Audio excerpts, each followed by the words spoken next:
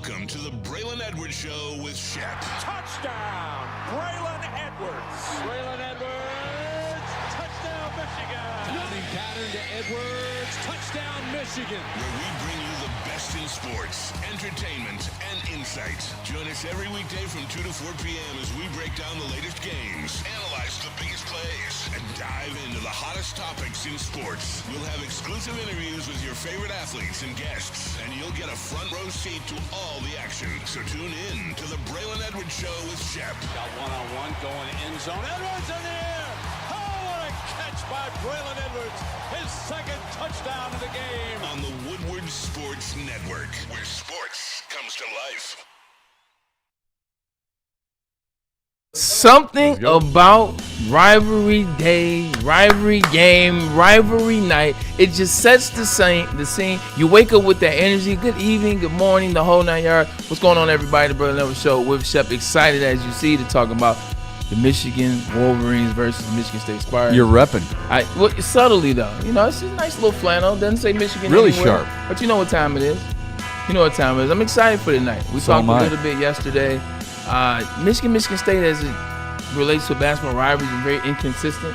I would say in the last 15 years or so, especially the last 6 or 7. Especially with the Breslin Center. 100%. Oh yeah, a lot of ass whoopings up there as it relates to Michigan losing. Michigan's lost 20 of the last 23 at the Breslin Center. You know, you didn't have to say the number. We could have just sided with the butt whooping part. But I believe in what Dusty May is doing. Now, let's start with him. Dusty May last year, he takes over for Juwan Howard, and he instantly gets this program back to some form of recognition, some form of competency, and then he follows it up this year with, they were number 2 in the country for the majority of the year. Now they're number 3. This is where they are with one loss. And then you know who Tom Izzo is. Tom Izzo, this is his time to shine. Once you get into February, once you get into March, that's when Michigan State really starts playing their best basketball. And nothing is different this year. Michigan State playing their best basketball. If Michigan can win this game, I think this rivalry heats up and takes a turn, kind of like when Michigan State was finally able to beat Michigan in football under D'Antonio in 2007. The rivalry went to a new height. You're good with years. It's reference points. You're good I appreciate that. I give you credit for that. If Michigan wins, I think it takes this rivalry to a new point, and we have something to look forward to on March 8th, the tournament, and moving forward. If Michigan State wins, it's going to be another good Michigan team, but they're not good enough to close the door in East Lansing. Your thoughts? I get that because the win tonight would be at Breslin. Yes. Which I do think makes a difference. Here's what I'd love to know, and welcome to the chat, everybody. Hey, what's going on, chat? How you guys doing, man? Friday. As always. Cam got the flannel on. Let me ask you a quick question. Michigan's got one player from the state of Michigan, Trey McKinney. Michigan State has 4. I don't know how many's enough. Not asking. I'm just wondering, if you're not from the state, can you truly appreciate the rivalry until you've played in it? I think I've asked you this during football season. How did you talk to guys who weren't from the state of Michigan or even from the Midwest? Yeah. How do you get them to feel what you felt your entire life? It's tough. That's a tough thing to do. It is, too, especially if you're not from the state, you're not necessarily watching, too. And if you're not from the state, right, then Michigan and Michigan State, whether it's basketball or football, it just isn't a rivalry like that. Now, whether you're talking about football, then it's on Michigan State's side. You're talking about basketball, well, that would be on our side. Michigan, not making it a consistent rivalry. But it's not one to the tune that you watch nationally where you're like, hey, man, I got to sit down and watch that Michigan State game. Yeah. I got to tap in, man. Tom Izzo and Dusty May, or Tom Izzo and Beeline, or, Nick Saban and Lloyd Carr. It just hasn't been like that. So being from the state, I know what it is. Being from the state, I know the names. I know Sean Respert. I know the Eric Snow versus the Fab Five. I know Magic and Greg Kelser, who's like an uncle to me. Like, I know that being from the state, and that's just basketball. That's not even me getting into the football side, which is what I love. So you understand the rivalry. You've seen the games. You've seen the fans. You've seen the back and forth through the state. You understand what it means to be on the winning side. So it's a little bit easier to be from the state and explain it to individuals that come from Texas and California and West Virginia. Like, hey, look, the hell about these other games. This game right here, you got to lay it all on the line because you will be judged. And I think that's the fastest way to explain it to somebody is, you drop a pass against Purdue, people forget about it. What'd you do after that? Nobody cares. Yeah. You drop a pass against Michigan State, I don't care what you did. That's going to be talked about. a lot of times that Michigan State game, the infamous 3 touchdowns in overtime, you know what a lot of Michigan fans say to me before they start giving me congratulations? Say, man, I thought we were in trouble early when you fumbled that ball in the third quarter. But then you went on to, they didn't have to mention that, but because it's a rival, because it's that game, they remember every single. It's etched in your mind a little You will more, be judged on the moments that happen at the Breslin, at Chrysler, at Spartan Stadium, and the Big House. That's funny because I was just about to say, before you mentioned that, which obviously kind of squashes this, I was about to say, I think it's more in depth for basketball and hockey between Michigan and Michigan State. Especially hockey. And I think so because they play multiple times, usually. I mean, the Big Ten has screwed up in the past and had Michigan and Michigan State play once a few times before, which I think is absolutely 3 asinine. times, to your point, right? Dave. Yeah, well, the Big Ten tournament. Yeah. But you got to hope for that. You should be scheduling these teams twice a year, every single year it should be done. Purdue and Indiana, Minnesota and Wisconsin, if you want, Michigan, Michigan State, without question. There should be no doubt, no matter what you do, make sure they're on each other's schedule twice. Same thing in hockey. Hockey gets really physical. And I think maybe it's because those two sports, sometimes one guy getting hot, Mo Wagner at Breslin, okay? One guy getting hot, Jeff Lurg at Michigan State for hockey, they can turn the tide. Yeah.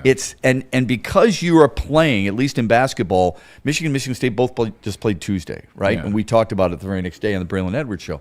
Now, instead of an entire week buildup like you get in football, basketball, it's more of a condensed buildup of 2 or 3 days.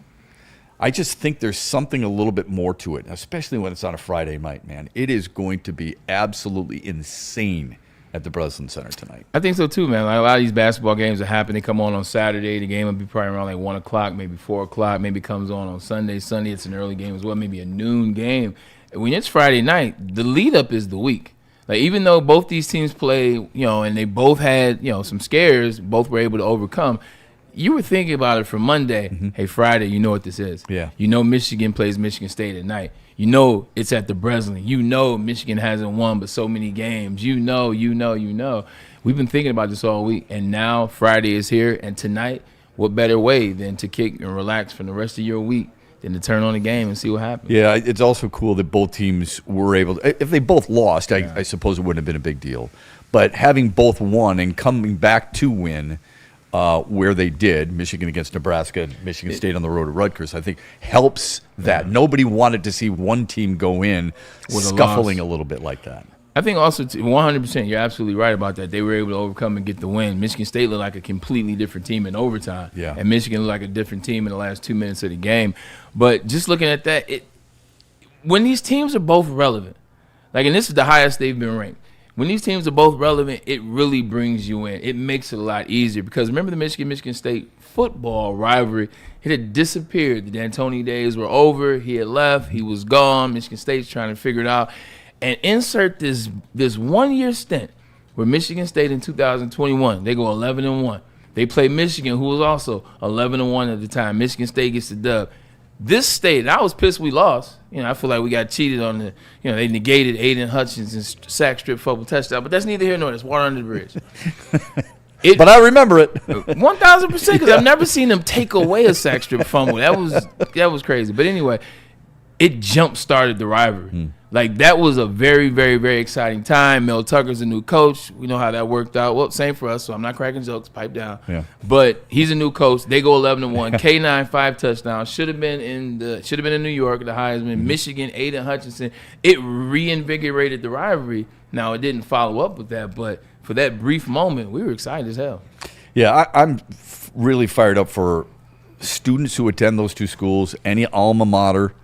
Or alumni who is passionate about the basketball programs, and I do believe that even if you haven't been following them, these are the games where for one night you can be Catholics in church call them creasters.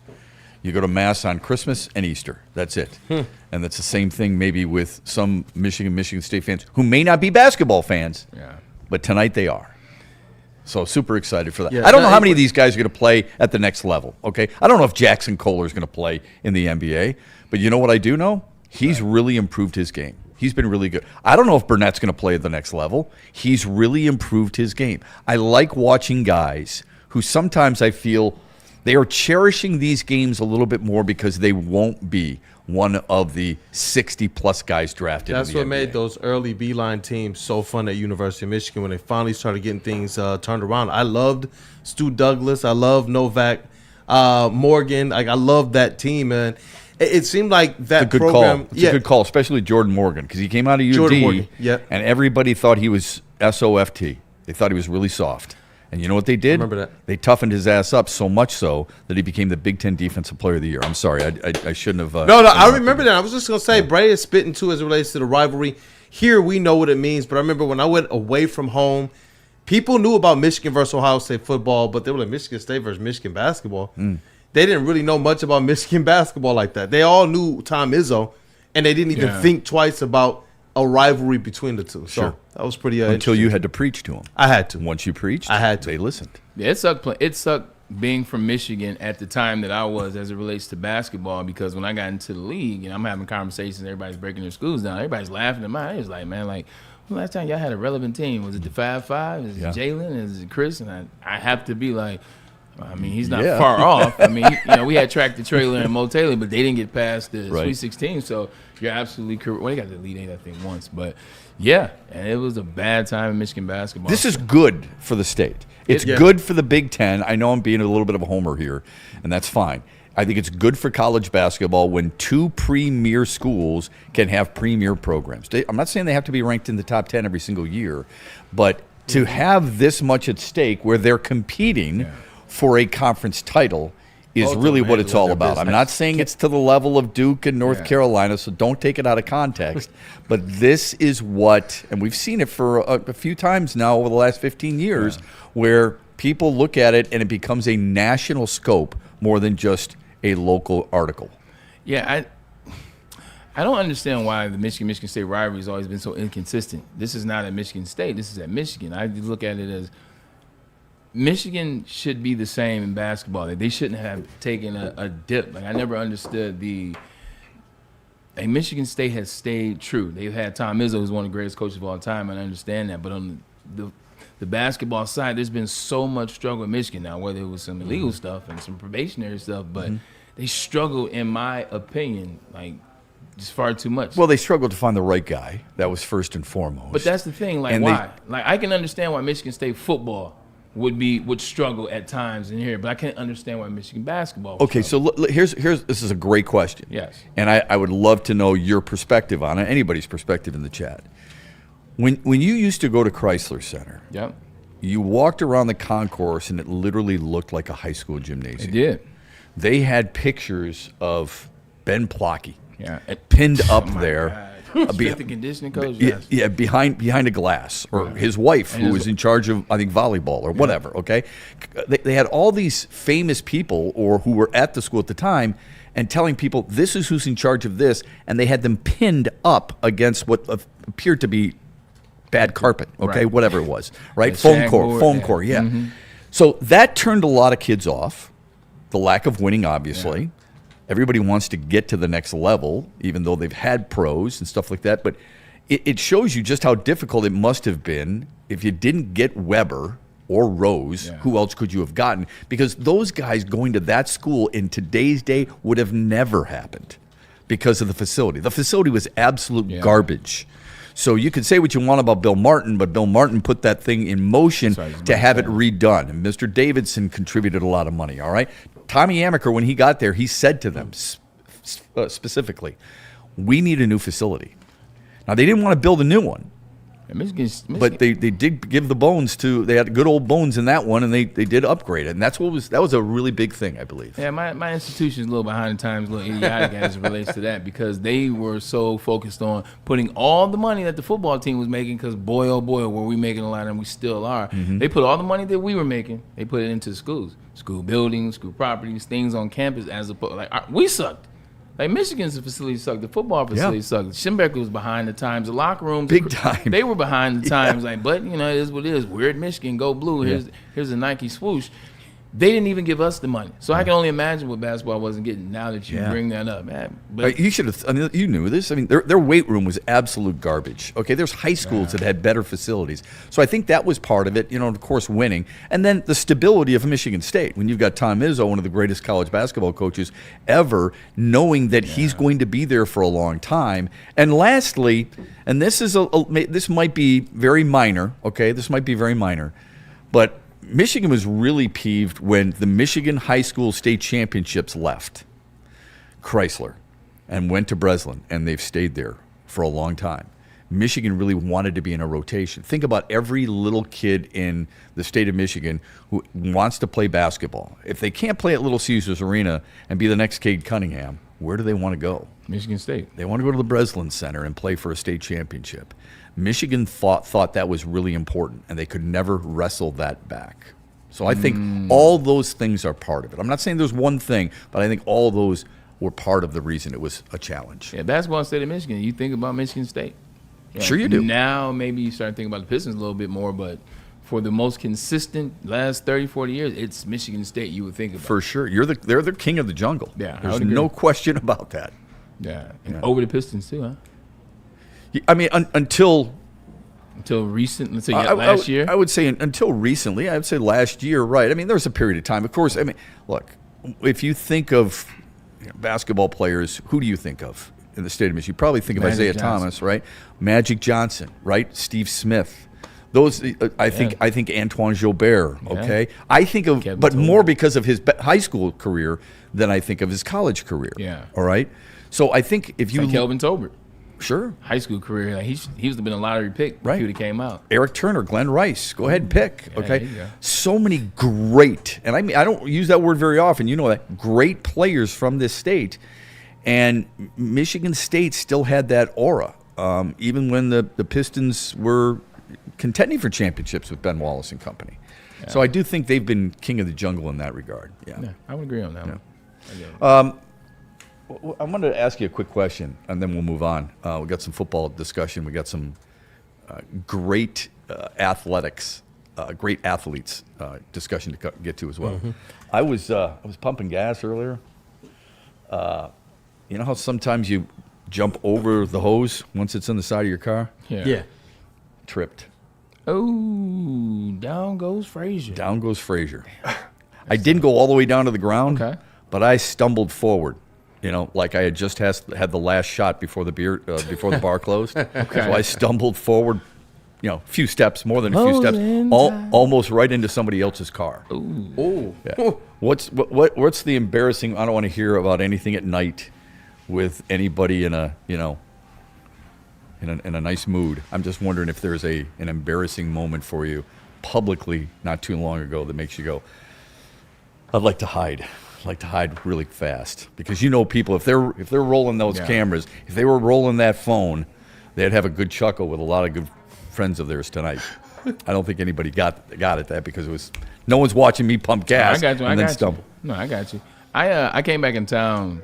It's maybe like 2010, 2000, whatever it was. I came back in town for a golf outing up in Ann Arbor. This is when Hutch and Grease used to do the golf outing. I came back in town for that.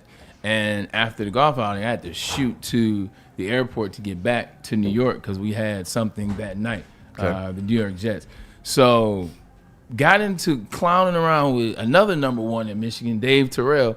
Shout out to Big Bro. He and I got to clowning around, cracking jokes, and he ended up dousing me with a bunch of Gatorade before I left. Like, I'm on my way to the airport. He doused me with a whole thing of Gatorade. So I only had one pair of underwear. And the one pair of underwear that I had them on. They got wet. So anyway, I'm running out of there. I throw some jeans on in my bag. I'm like, man, you're a piece of work. I see you next time. Jump in the car, head to the airport, get to the airport. Get to TSA. I get to the security line. I'm checking in. And I go through and put all my stuff on the conveyor. Then I go through, beep, beep, beep, beep, beep. Sir, do you have a belt on? Oh, shoot, I forgot to take my belt off. I took my belt off, my pants fell down. Oh, all the way down to the ankles. Oh, man. Yeah. I mean, I caught, like as it was coming down, I caught it, but it was, So. See. What was that explanation? Was anybody commenting at all? Oh, my father blessed me, so so I didn't have any problems in that situation. But I just thought it's just inappropriate. It's one of those things where you sit on the plane and you think about it for an hour and a half and just like How many people are on this plane that just who's saw looking that? at you right now the whole it's way. like you gotta get your stuff together. You really need to tighten up. That's not your fault, though. Well, it is because I knew I could have just went to Big Johnny in the equipment room. And I could have, because I was at Schembeckler when it That's happened. true, yeah. I could have went and got Big Johnny. Hey, Big Johnny. Hey, friend. I could have grabbed some Johnny Grays, and then I would have been good. But I didn't get the Johnny Grays because I was rushing and I was lazy. Or you could have gone to some of the shops Right. at the airport and gotten some and paid $35 for it. Or I could Well, remembered that I didn't have any draws on. I give you credit. I give you credit for, and actually you couldn't have done that because you got to get through TSA before you get to those shops. Kool-Aid, anything for you? Yeah, man. I was good. thinking about bit of one a from fumble. the dad land, but I thought that was too easy. You know what? Slipping and falling while playing football with the kids. But, Unless you suave. get injured. I didn't get injured except for my pride. All right. Because my oldest was just laughing at me, but he was trying not to. But I was walking down. You guys know I do the walk down the stairs post game videos. Going down the visitors That vomitory. takes talent. It does. And right when I was about to say that the other team was taking a walk of shame, this was the first and the only time it's happened. Bro, I slipped down like 7 stairs. Oh, my God. Some of the people who I know around there, they're like, it's like, bro, are you they're reaching out for me. And I'm like, it's a done deal, dog. I'm already going down. All the way down the stairs. Oh, I have Kool-Aid. a backpack on, so I was down like a turtle, Oh man. no! Come on, Kool-Aid. Yeah, it was rough, man. And shout out to Eric Vincent, Clutch Points. He helped me get up and everything. But it was rough, man, in LCA. But shout out to the Pistons. They got that dub. Those are tough to. It was Those are rough, tough man. to stomach. Yeah. Cam, got anything for us? Nope. I guarantee you, Cam has nothing. Whatever. Come on now. I'm human also. Cam's got nothing. I'm human. No, I was in Ann Arbor once near the Union. Oh, man. Hanging with some boys. Shout out to We were you. I can't even tell you my embarrassing moments from Ann Arbor. crossing the street, not at an intersection or crosswalk. I was in flip-flops, misstep, Oh, no. fell flat on my face right in the middle of State Street. State? You know where the Union is, Bray.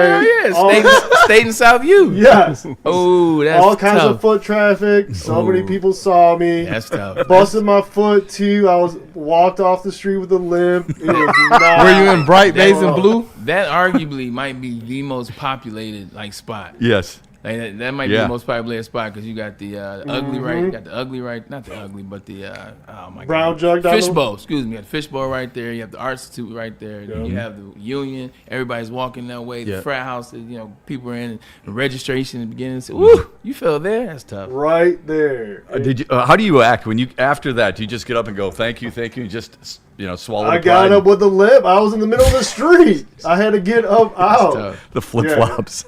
Flip flop busted. So I'm walking down State Street, one flip flop.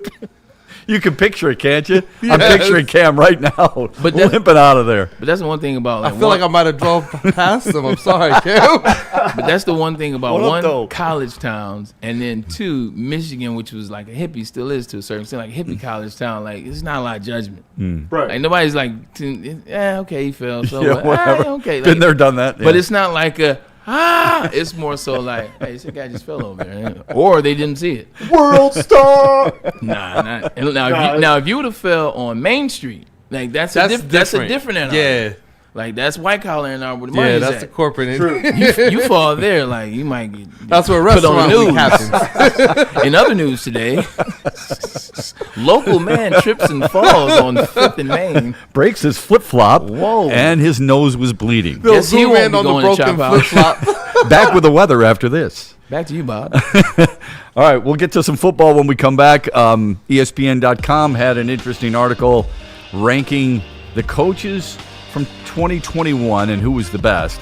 And a golfing idea that, two of them actually, that you might love. I know I do. Both of them. We'll get to that coming up here on the Braylon Edwards Show. After this, from Ben Johnson and Artenden. We're also going to talk a little bit about Novak Djokovic, which lets you know this Yes. is going to be an obscure sports kind of day. The fighter is Ben Johnson. VENfights.com is where you go. Corporations, the government, even your insurance company will do whatever it can to minimize their liability and withhold your compensation. Don't let that happen. So when something goes wrong, make Ben Johnson the first call you make. He is a fighter, and he's been doing this at a high level for a very long time. Let Ben Johnson Law fight for you today. All right, your Friday night is clear. You are ready to go. Tell them what's happening. Art and Jake's tonight in East Lansing. It is Michigan State watch party, baby. You got to get there, all right? Wolverines head into the Breslin Center, ranked 3rd in the country. Spartans ready to defend their home floor, ranked 7th in the nation.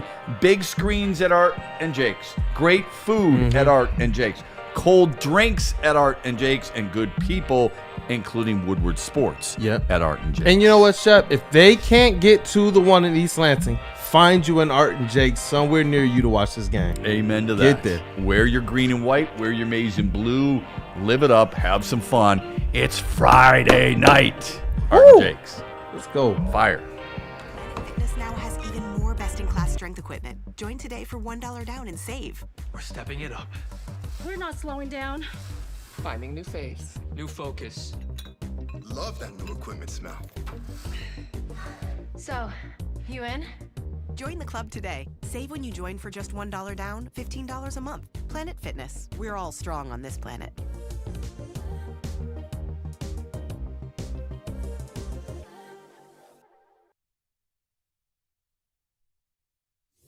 Big injuries, big news. Twice a week, Dr. Jeff Pierce from Michigan Sports and Spine joins Woodward Sports Network for the Injury Insider Report. Big D Energy Tuesdays at noon. Braylon Edwards and Shepard Thursdays at 3:30. Get expert analysis and in-depth breakdowns on the latest sports injuries from the man trusted by top athletes in the community, like D-Mac. Whether it's the Lions, Pistons, Tigers, or Red Wings, Dr. Pierce talks us through it all. Don't miss the Injury Insider Report with Dr. Jeff Pierce, your go-to source for understanding the impact of injuries on the games and players we love. Only on Woodward Sports Network. Scan the QR code on the screen or go to MichiganSportsandSpine.com to see if Dr. Jeff Pierce can help you. Like a frostbite straight from the divine. Cold rush on my skin feels so fine. Muscle freeze, he's a ache. No side effects, no mistake. Chill Sub-Zero, icy and true. Feel the chill. It's all for you. It's not magic, just science play. Chill Sub-Zero. Come to any Lady Jane's Haircuts for Men and claim your throne for a king's treatment from one of our talented stylists. Open 7 days a week. Walk in anytime. Just get to a Lady Jane's today and receive a precision haircut, scalp massage, hot lather neck shave, and a hot towel treatment. A haircut should not be a chore. It should be an experience. And that's exactly what Lady Jane's has to offer. Open 7 days a week. Walk-ins are always welcome. There's always a location near you. Lady Jane's Haircuts for Men. It's wicked awesome. Thank you to all the fans for making Woodward Sports your #1 online destination for Detroit sports. We promise not to drop the ball.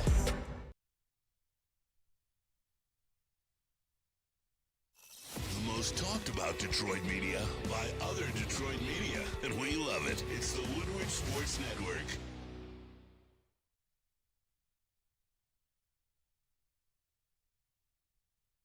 Head to WoodwardSports.com and click on Shop. Get the latest in Detroit sports apparel and exclusive Woodward Sports gear. WoodwardSports.com can get the whole team outfitted. Love the Pistons, Red Wings, and Tigers? We got something for you, too. Shop online at WoodwardSports.com.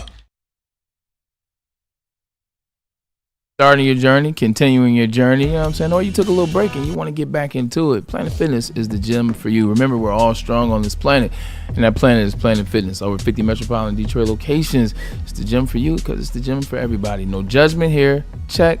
Gym rooms are squeaky clean. Check. And then also there's trainers on staff to get you through the workout or the day, whatever you need. Planet Fitness, why don't you come on down, man, because your fitness is always essential. Weekends in Detroit are really smooth already, but they get even better with Sun Cruiser Vodka Iced Tea. Real vodka, real iced tea, no bubbles, just a clean, crisp sip. It's a perfect drink to watch the game tonight. Whether you're at Art and Jake's or in your own home, make sure you've paired up with Sun Cruiser Vodka Iced Tea. Only 100 calories, and it tastes great. Please drink responsibly. And we back. Red Wings lose last night. Pistons lose last night. I was watching both, going back and forth a little bit. It pissed me off that the Wings were on ESPN Plus. Drives me nuts. Okay, I'm sorry. So I mean, this is my fault. Okay, and I got a lot of them. But Patrick Kane breaks a record. I want hometown announcers on the call. I want Ken Daniels calling it. Sorry, that's just me. But there's a couple things that I noted. First, Cooper Flagg. Holy crap, man! Yeah, 49 points, dude. I mean, and him and his teammate Con Knippel were unbelievable last night. Roommate. Yeah, that's nuts, College isn't it? roommate. Most combined points by opposing rookies in a regular season game in NBA history. Number 1, Tiny Archibald and Pete Maravich. You remember Nate Archibald? Come on, man, 100%. Wilt Chamberlain and Johnny Green. Then Cooper Flagg and Con Knippel. I guarantee you in that Wilt Chamberlain Johnny Green game, I guarantee you like Wilt Chamberlain had 51 and Johnny Green had like 12. It's like 12. It's like 65 and he 15. The total was 85. So Wilt Chamberlain had 80, Johnny Green 5. No, I'm just kidding. 5, 100%. It's like Kobe. What was the infamous joke? Is it Kobe and Kwame Brown? It's like Kwame Brown. It's like they totaled that night 83 points. Yeah, and Kobe had 81. 100%. The other thing that I read last night, this might surprise you. Yeah. All right. Now I don't know. I know how Kool-Aid feels about Victor Wembanyama, and especially when he's mentioned in the MVP. And it kind of we shake our head collectively because we don't think Cade Cunningham gets nearly enough. I saw something last night. It was Shai Gilgeous-Alexander and Luka Doncic, and I'm thinking, okay, where's the other guy, right? So, but that's just me. First 150 games like last night don't help. No, you're right. True. Like games like last night don't help. Like he's in a situation where his MVP candidacy, as well as his rise and stardom in the NBA right now, is fragile. Like it's still in the fragile state. Like it's believed. We know he's well in the city. We know what he is. But outside, it's fragile. It's like they believe in him. They see it. They see this. They see the follow up.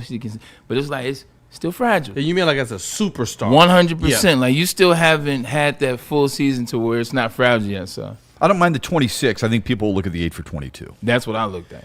You know, and it's not terrible. No, it's not terrible. I mean, look, it's not really good, but look, those games happen. Yeah, exactly. Everybody's going to have these. Yeah. And the thing that bothers me about the Pistons, and I'll get to Wembanyama in a minute. The thing that bothers me about the Pistons narrative is if you believe they need a trade, just stay with it. Don't be up and down with this team. They need a shooter after Houston. Then everything's okay after a home win, right? Or after a road win in Denver. Now suddenly they lose in Phoenix. I told you they need a shooter. Just stay true to it. If you think they need a shooter, whether they get really good shooting one night in a win or a loss, doesn't matter. Believe in it. We've believed in that collectively so far. Okay? They have one shooter on this team. They need more than one. They have one shooter, you think? Even if they have good nights as a team collectively, they have one bona fide shooter on that team. And who would that be? Duncan Robinson. You don't think Cade Cunningham's a good shooter? I think that Cade Cunningham is, I would call him a decent shooter, but not necessarily your reliable knockdown three-point shooter. Can I just get clarification? You're talking about a three-point shooter. Yeah. Because Tobias Harris is a pretty good two-point shooter.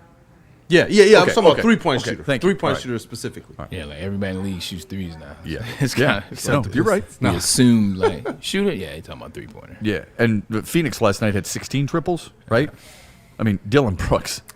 Grayson Allen shooting like 70 shots. Like when the season is all over, I can't wait to see his attempts. I'm just gonna look it up and see what the attempts are. Because bring him here, when we played, we played them like 10 days ago. He had like 60 attempts. January 60 15th, attempts and 38 points. That's why I started cracking those. We Mike sitting here Helms wondering, jokes. like, who could come here and get these extra shots off Cade? Hey, Grayson will take them. Grayson said, "Right here, Jack." Hey, I heard you guys talking about some Duke players earlier too. Oh my Guess God. what? I went to Duke. I was thinking about Braylon last night because of that. Grayson Allen shooting triple after triple. Yeah. He had 23-point attempts at Little Caesars Arena earlier this year. Yeah. Last night in a loss. Last night he had 12 of 14. He had 12 triple attempts. He only took 14 shots all night. So yeah, it's the fastest way to get to some points. That's what he does. Yeah. That's what he does. So it's not sustainable basketball. You wouldn't think so. Anyway, I was thinking about Kool-Aid too, because Victor Wembanyama, 150 career games. You ready? Who's got more points, Kevin Durant or Victor Wembanyama after 150 career Kevin games? Durant. It's Victor Wembanyama. Wow. By 20. Who's got more rebounds, Charles Barkley or Victor Wembanyama after the first is the answer going to be Wembanyama? It's going to be Wembanyama. He's got more rebounds than Barkley, more three-pointers made than Steph Curry, and he has more blocks than the great Hakeem Olajuwon. That's nuts. I don't think any one of them is surprising realistically, and I can explain with the exception of KD. Like KD scoring, because KD came out hot. He KD, came in. So it's 21 as a rookie, or was he right up underneath? And then he kept going. Everyone else, Barkley had to share rebounds with Moses Malone as well as Daryl Dawkins. Daryl Dawkins, he legitimate had to share rebounds with them. You talk about Hakeem Olajuwon and blocks. Like Wembanyama's 7'10". Yeah. He's blocking. He's blocking everything moving. And then what was the other one? Well, the 3-point mater. That's the one that surprises me. It's the era we live in. But if we're going to talk about, you said more than Steph. Yeah, through 150 games. Yeah, but Steph wasn't allowed to shoot like that, and that wasn't the conversation till year 4 for Steph when he's unleashing 4+. Like earlier than that, he's I think he's 1.9, he was 2.2. Okay. Like when Wembanyama gets drafted, like the Spurs drafted him to be a KD type player, where hey, you have the free range to, throw up 4 triples a night. It's still surprising to me anyway. 330, and it's not like Steph Curry didn't have many. He had 307.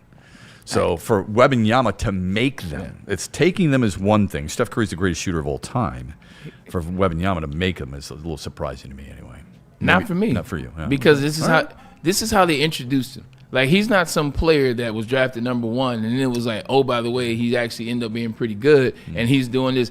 They said he was an alien. Like we hadn't heard hype like that since LeBron James. In fact, he had more hype than LeBron James. So when you tell me that he's done that, in my estimation, he was supposed to. Okay. This is what they told me he was going to do. I guess I viewed him as a 7'3" guy who wasn't going to be able to shoot like that, but he's a better shooter than I anticipated. Yeah. Anyway, I thought those were interesting numbers. That's fair. And it might surprise you a little bit. We all love golf in this state. I know you do. I do. You got some really starting to get the itch a little bit. You got some really good golf outfits, and you've come in during the summer like that.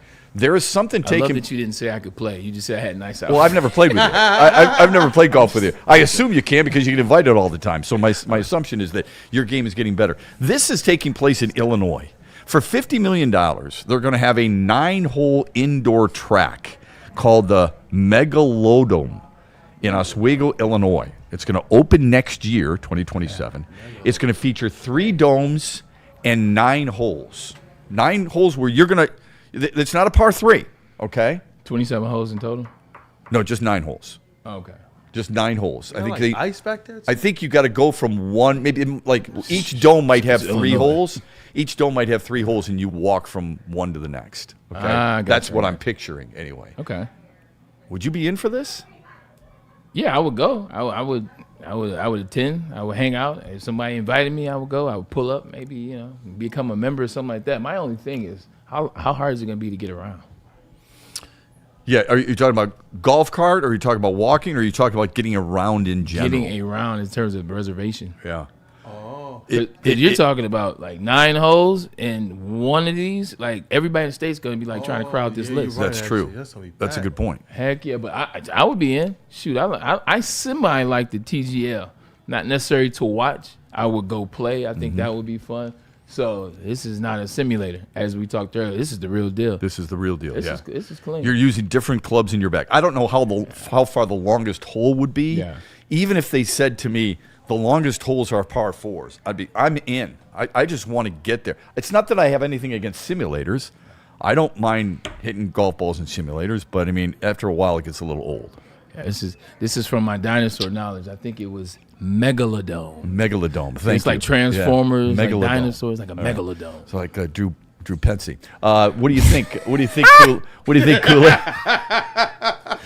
That's pretty good. What do you think, Kool-Aid? He definitely has a megalodome. I'm in. Would you invest in something like this? If you had the extra money, would you invest in it? I would. Oh, absolutely. And I don't know if the snow back there is just because it's winter or not, or if that's like some type of a ski slope that they're also going to put out there. But I like it, man. This type of stuff, having as much of this in our great state is awesome. Bring that to Michigan. I think they were trying to show you that, like, in the wintertime, this is what you can do. This is where you can be. So, like, even if it's winter outside, you can go check this out. Yeah, this would be cool. Like, I'm just eager to see how they would set this thing up. Because you're talking about 9 holes. Because isn't Tiger talking about bringing his golf outfit here, too? TGL? I believe he is. I know we have a Cosm. Well, I know that Who's like I think the Illich Sports and Entertainment is an investor in that. In the Cosm or in TGL? In TGL. Ooh. I think that just took place this year. I'll be calling my boy Ronnie soon. Yeah, that's. I can't say that I watch that a lot. Watching guys hit off a golf mat on a simulator and a cool thing with a crowd to me would not be it. But look, I think Tiger Woods is a genius. I mean, to make that and have a TV contract associated with it, it's brilliant. Yeah, 2 things about that brilliance. I always knew it was something going on with him when he got real quiet with the PGA stuff and the live stuff. Yeah. He was real quiet and some extra support of the PGA, and then this was announced, like 6 months later. No, but that worked, by the way, because he got Brooks. He's a big reason why Brooks Koepka comes back and Patrick Reed is coming back. It worked because he got $1 billion deal and to be able to do this too. Like, it's not. Let's no, I'm saying both. No, you're right. 2 things could be true. You're right. You're absolutely right. Patrick Reed will be back in 2 years. That's what I said. Yeah. Patrick Reed, right? I don't know how many want him back. Nobody likes him except himself. But with Tiger watching the TGL, I just love watching Tiger. I think we won't be able to see him very long, and so for me, when I watch, I'm not interested in watching any of the other guys. I love Justin Rose, and he has some moments and all this other stuff. It's about watching Tiger have fun. When he does the TGL, he's cracking jokes. I think the last one, he used the wrong club. When have you ever seen Tiger Woods use the wrong club? Yeah, I remember. But because you're doing the simulator stuff, you're not sure what it is. Yeah. He used the wrong club, hit some BS, they crack some jokes, and you can see him just laugh too. Like, that's cool to see. It helps him. Yeah, I think it does. It helps his reputation that's already pretty sterling. It's like Belichick when he was on ESPN. Yeah, and sometimes you got to go outside your comfort zone a little bit to draw a different type of audience in. Some people might say, I don't like that guy, but now I do. I say this all the time. I belabor it constantly, but that's the way it is with Bryson DeChambeau. People hated that dude. Suddenly, he's doing stuff with Bob on Sports, and he's doing stuff with Good, and he's doing stuff on his own channel, and he's doing a bunch of social media stuff. Now people are like, this guy's awesome. I wouldn't say he's awesome, but when you don't know people is the big thing. Yes. Like, you don't know people. People make judgments based off an image that they see on TV or a couple comments that they see. But you don't know anybody, it's easy to just say, this guy's a piece of work. Or 100%. This guy is this, or this person's that. Or this especially you guys, especially athletes. Athletes have to be very careful on who they let in. I don't blame them one bit. I don't. I've never been the kind of guy who's like, I'm going to push my way in and suddenly you and I are best friends. No. Braylon Edwards has more people he's known for his entire life playing football and everything. I don't blame anybody for keeping everybody else at arm's length. I remember because you shouldn't trust them. I remember I read a quote, and you would appreciate this, and you know exactly where I'm going once I start talking this. I read a quote of one of Kareem Abdul-Jabbar's former teammates, and their conversations about him is, Cap's an asshole, Cap's this, and Cap doesn't, he doesn't step outside his comfort zone. Cap doesn't talk to us. He doesn't communicate. He's not one with the group. His comments to this, that, and the third, until he was able to have some conversation with Kareem later on in his career, kind of get the lay of the land and what he dealt with as a 7'2" guy who's always people poking at and looking at, look at this guy, how's the weather up there, and comments like that. And then also what he dealt with, just the times and what they were. Sure. He said he had that conversation with Kareem and he can understand why he was so enclosed to himself. But like we're talking about, when you get an opportunity, look at Cap or Kareem Abdul-Jabbar once he did Airplane. Yeah. He does Airplane. He passes out in the movie. Point, now it's like, oh, okay. Okay, Kareem. Hey, you did a really good job. But you now, tell your dad to cover linear going up and down the floor. Yeah. That movie made people confident to go up to Cap and not look at him as the seventh wonder, the eighth wonder of the world. It's like, hey, man, you funny. Well, how much do you think that helps a guy like Shaquille O'Neal, who does all these different commercials, but shows his personality in those commercials? If you're going to sell anything through the world of sports, give me somebody other than Shaquille O'Neal who would be better to help you sell it. Nobody. He's that good, right? Some people get a little tired of it. Some people get tired of seeing Peyton Manning all over the place or Eli Manning. But when you have those personalities, Charles Barkley does a really good job with it. Yeah. It helps your brand, but it also helps them. What were you going to say, Kool-Aid? I'd rather watch Peyton Manning than Shaq right now. Shaq's on my poop list. Oh, okay. I was sorry. going to say that the chat, it's your poop list. The chat Shaq sent and in Snoop. some details on that, on the Megalodome, on the three different setups that they have there. They said Just Fan says there are 6 par 3s and 3 par 4s. Each hole, he says, there are between 100 and 280 yards, 3 holes in each dome. And Tiger Woods is showing a lot of love to Detroit because it's not just the TGL, but also the putt golf, the miniature golf. Yeah, it's supposed to be really high end. Yeah, good call. Thank you for that. Appreciate that. If I were to be part of a group, and I never would be because it's a $50 million situation there. You got that laying around. Yeah, I got that laying around all right. That money tree has been chopped down a long time ago in the backyard. What I would do is I would at least, even if you could have 8 holes, you can't have those shorter holes. Just can't do it. Yeah. Take the time to back it up with something bigger. To build it out. Here's another one in golf. Guess what? What? Now you go from, what was it, 50 million? Yeah. Yeah, now you're sitting at 125. Right. But maybe they get it back. Some people I feel think like you it's get it back. Man, if they do this in Michigan, it has to be. Dude, they would crush it. Yeah, it would crush it, and it would be bigger than this. I think it would be too. Only question I would have about Michigan. All right, now this is a conversation that I've had with my parents for years upon years. Michigan is one of those states, especially metropolitan Detroit, where when things open, they are flying high for 6 months. And after 6 months, things close, things start lacking, people start showing up, people are looking for the next thing. And I understand that this is a one-off. This isn't like a restaurant. This isn't like a clothing store. Yeah. This isn't like, pickleball or things like that. This is going to be something special. This is still Michigan. Mm-hmm. Like if you go to Top Golf right now, Top Golf is nowhere near what it used to be when it first a couple came years ago, 100%. So that would be my only question is you have this beautiful building, 50 million, it'd be a little bit more by then, but 75 million, everybody's excited and everybody's going and doing the things just like what was it, the bowling alley downtown, Punch Bowl Social? Yeah, and then what happened to that is people stopped going, and now you have this huge building already closed up too. So I would just hate that if it started losing the crowd. Then what do you now do? you have this huge monstrosity that nobody's going Fair to. enough. Great point. Yeah. I think the difference might be there might be a lot of different bowling alleys. There might be a lot of different restaurants. There might be a lot of different theaters. Those aren't popping up everywhere. There's going to be very, very few. But it's a good point. If this were to take place, or even if it didn't, this is what you'd love to have as part of it. This is the other golf aspect of what we're talking about. This is, how you got to stop at the halfway house a lot of times? Yeah. How about this with golf, where you're taking the golf cart and you're just kind of driving right through? Now, it's a little bit of a backup at times. We got it, right? Yeah. It's coming up here. The drive-through bar. Dog. Give me some of this. How much do you love this? Where you're coming in, now you're parked for just a moment, and maybe, a little bit of a backup. I get it, okay. But this is where you make it quick. Get your stuff, refill the bucket, and then you're off to the back 9.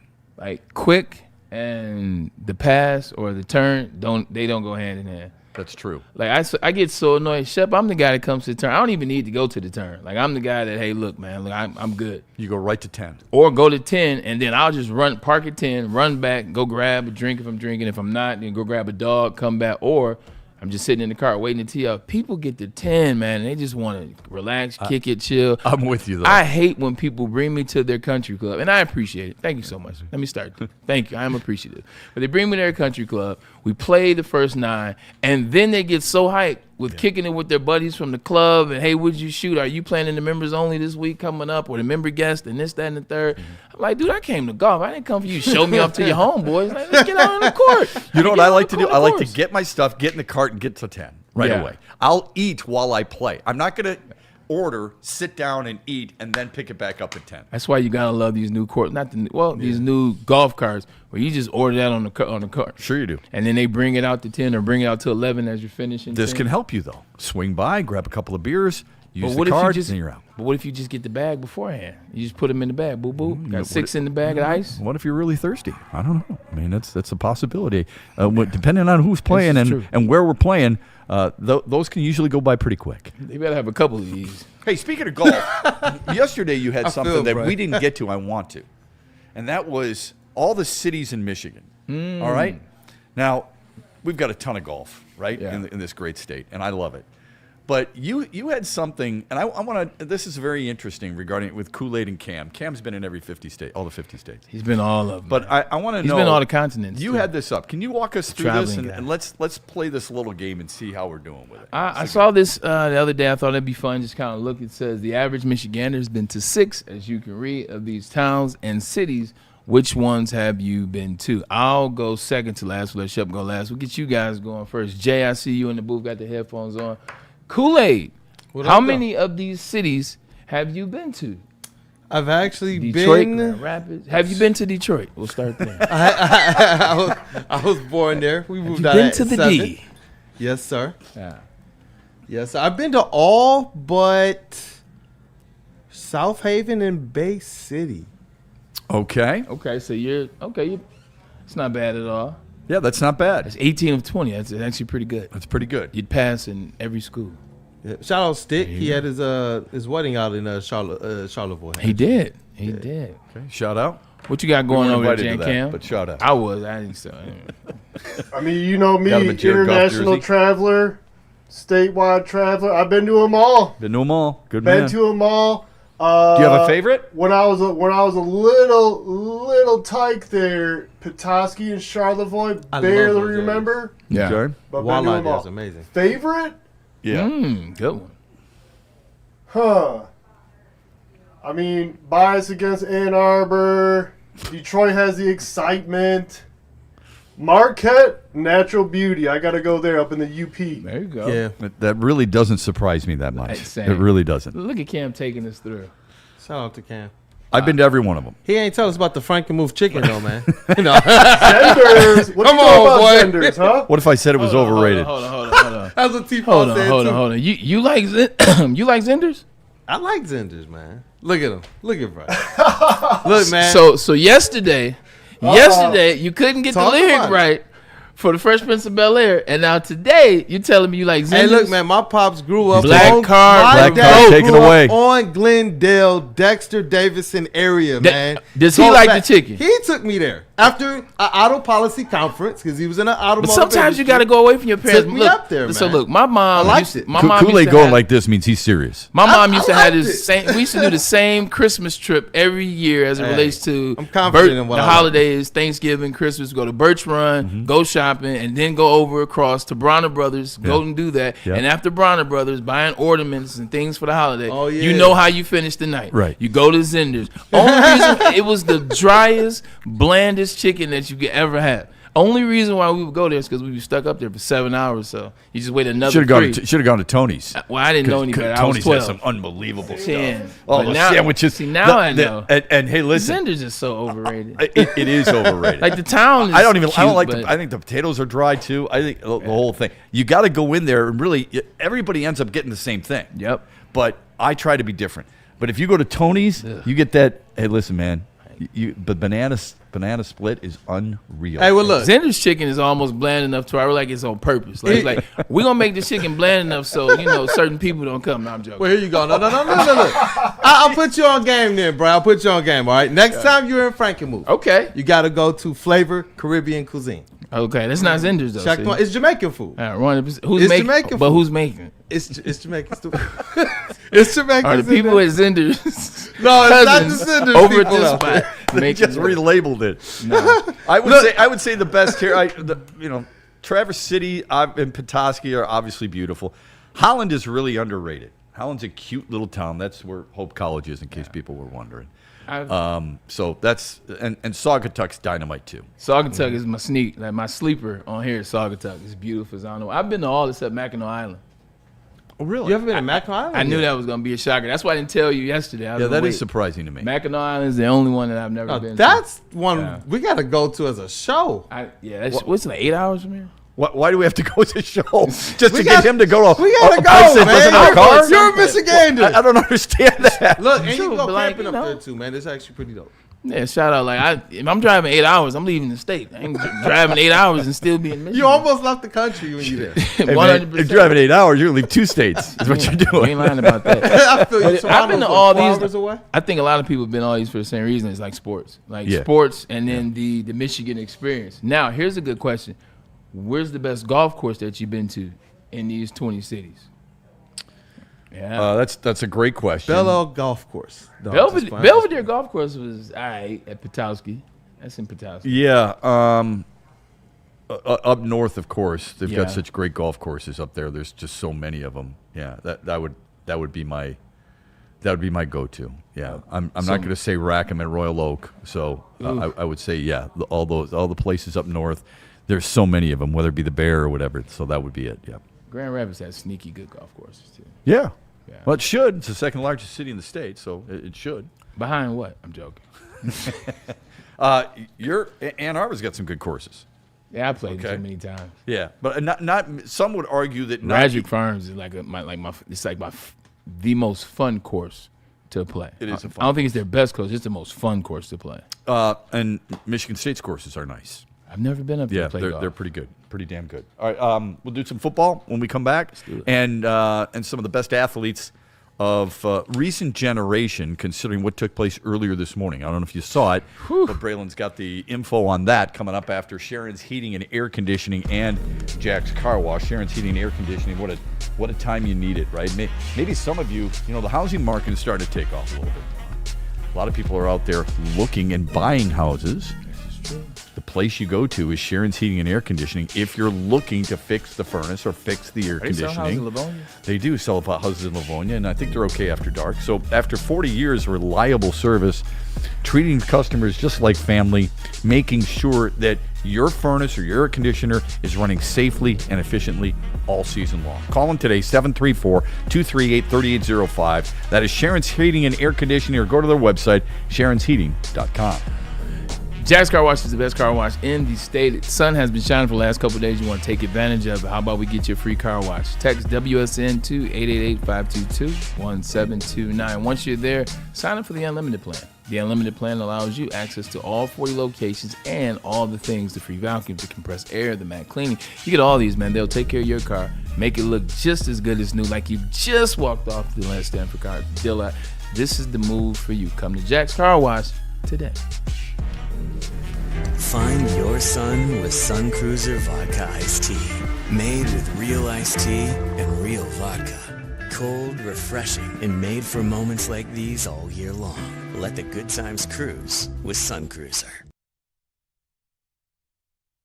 Planet Fitness now has even more best-in-class strength equipment. Join today for $1 down and save. We're stepping it up. We're not slowing down. Finding new faith, new focus. Love that new equipment smell. So, you in? Join the club today. Save when you join for just $1 down, $15 a month. Planet Fitness. We're all strong on this planet.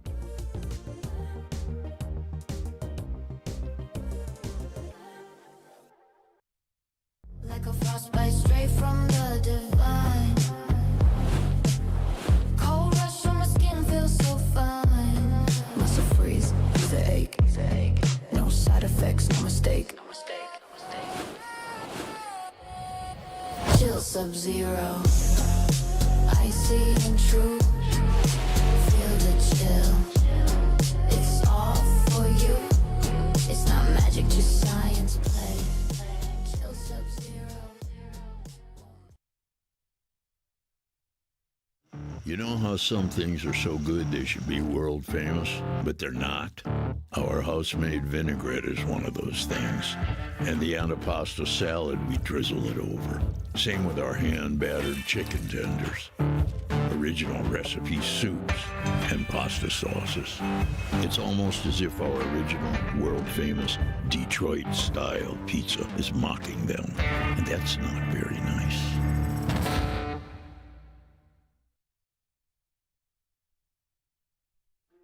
Why do we fight? We fight to protect the innocent, to hold the powerful accountable.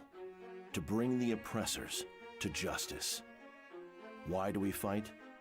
We fight to secure and preserve our civil liberties, to get each and every one of our clients the justice they deserve, and to make the lives of real people just like you whole again.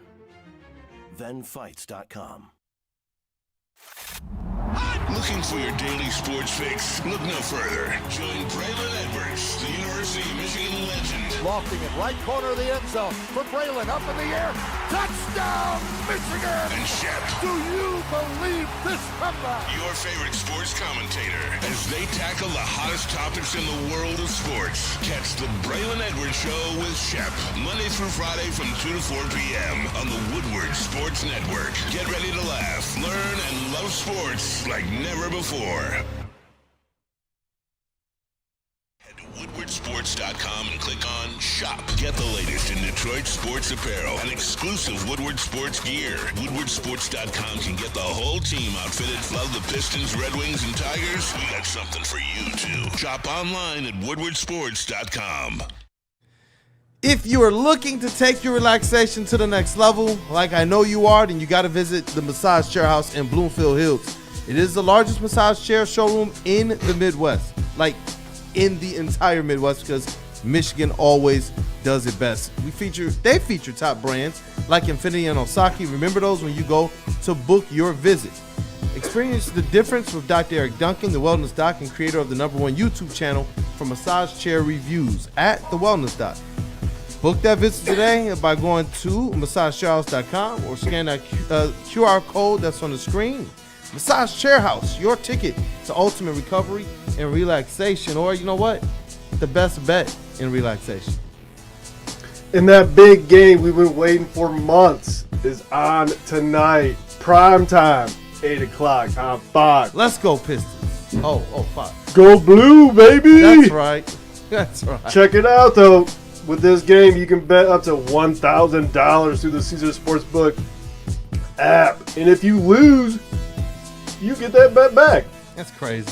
Doesn't that sound crazy, though? Crazy, for real.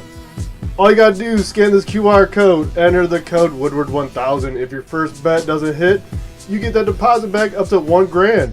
That's right, $1,000 back. Give it a shot. Minimum bet, $20. Download the Caesar Sportsbook app today. The official sportsbook of Woodward Sports. Use code Woodward1000. Scan the QR code on the screen.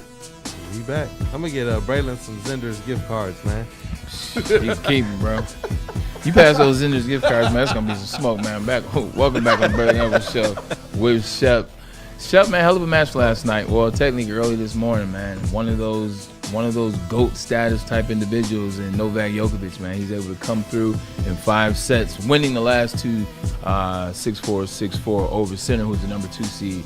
He is the number, I think he's number 4. Number 4. Yeah. Obviously, he's going against the number 1 seed next. But just a hell of a match in resilience. I remember he made a comment last year after he lost to Alcaraz in the U.S. Open. He was talking about it's going to be harder to compete with this new way, whether he's talking about Sinner, whether he's talking about Messing, who pulled out, who he's going to fight against. He pulled out due to cramping, and obviously Alcaraz. And he said it's going to be hard down the line. I love after the match, he's interviewed.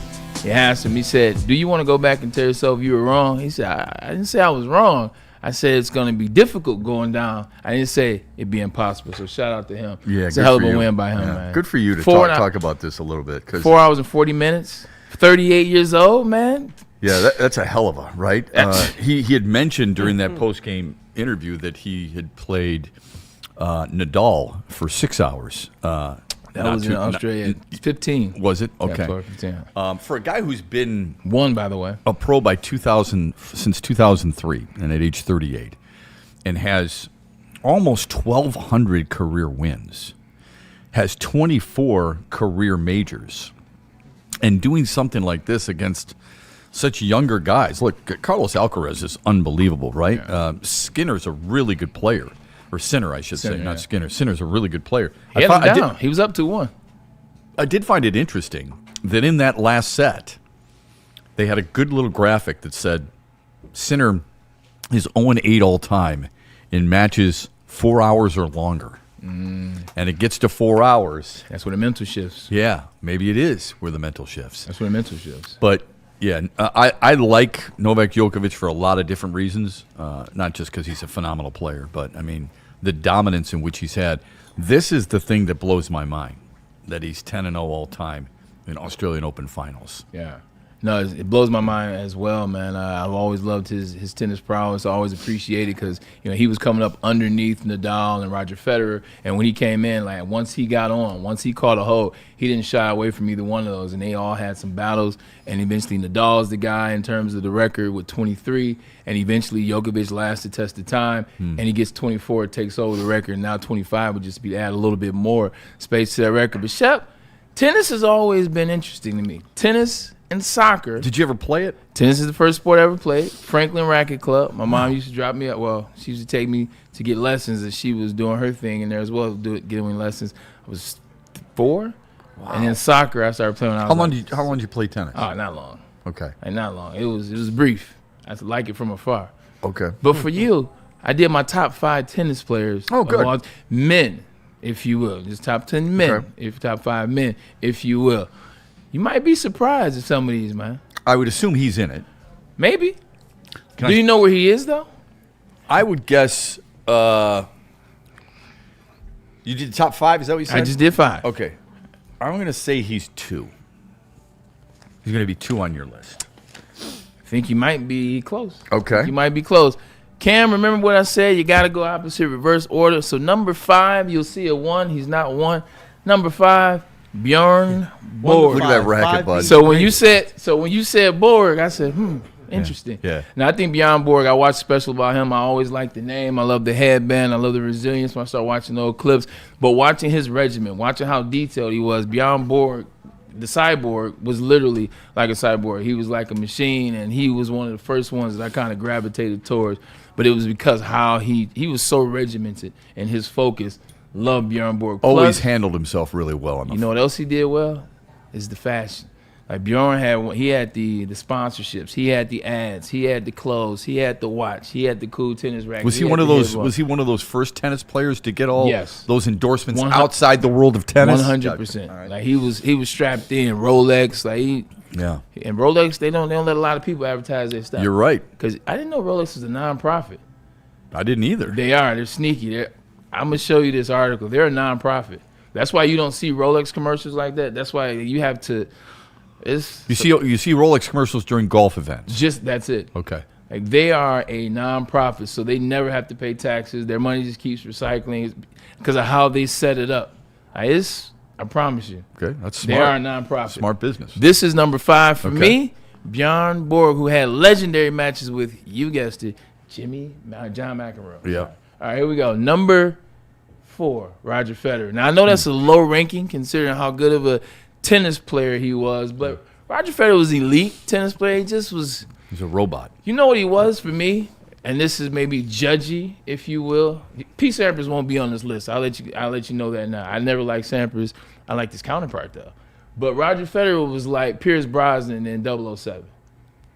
Like, I get it. You're 007, and I don't hate you, but, like, you ain't 007. Right, I got you. you. That's how he didn't have... Is Daniel Craig 007? He was more... I believed him more than Pierce Brosnan. Pierce Brosnan couldn't fight. He looked like this. Okay. So, for you to be elite athlete... Kool-Aid like that one. Because, I'm telling the truth. To be an elite athlete as he was, in a sport where you can't be small, per se, he just looked like he was a IT guy.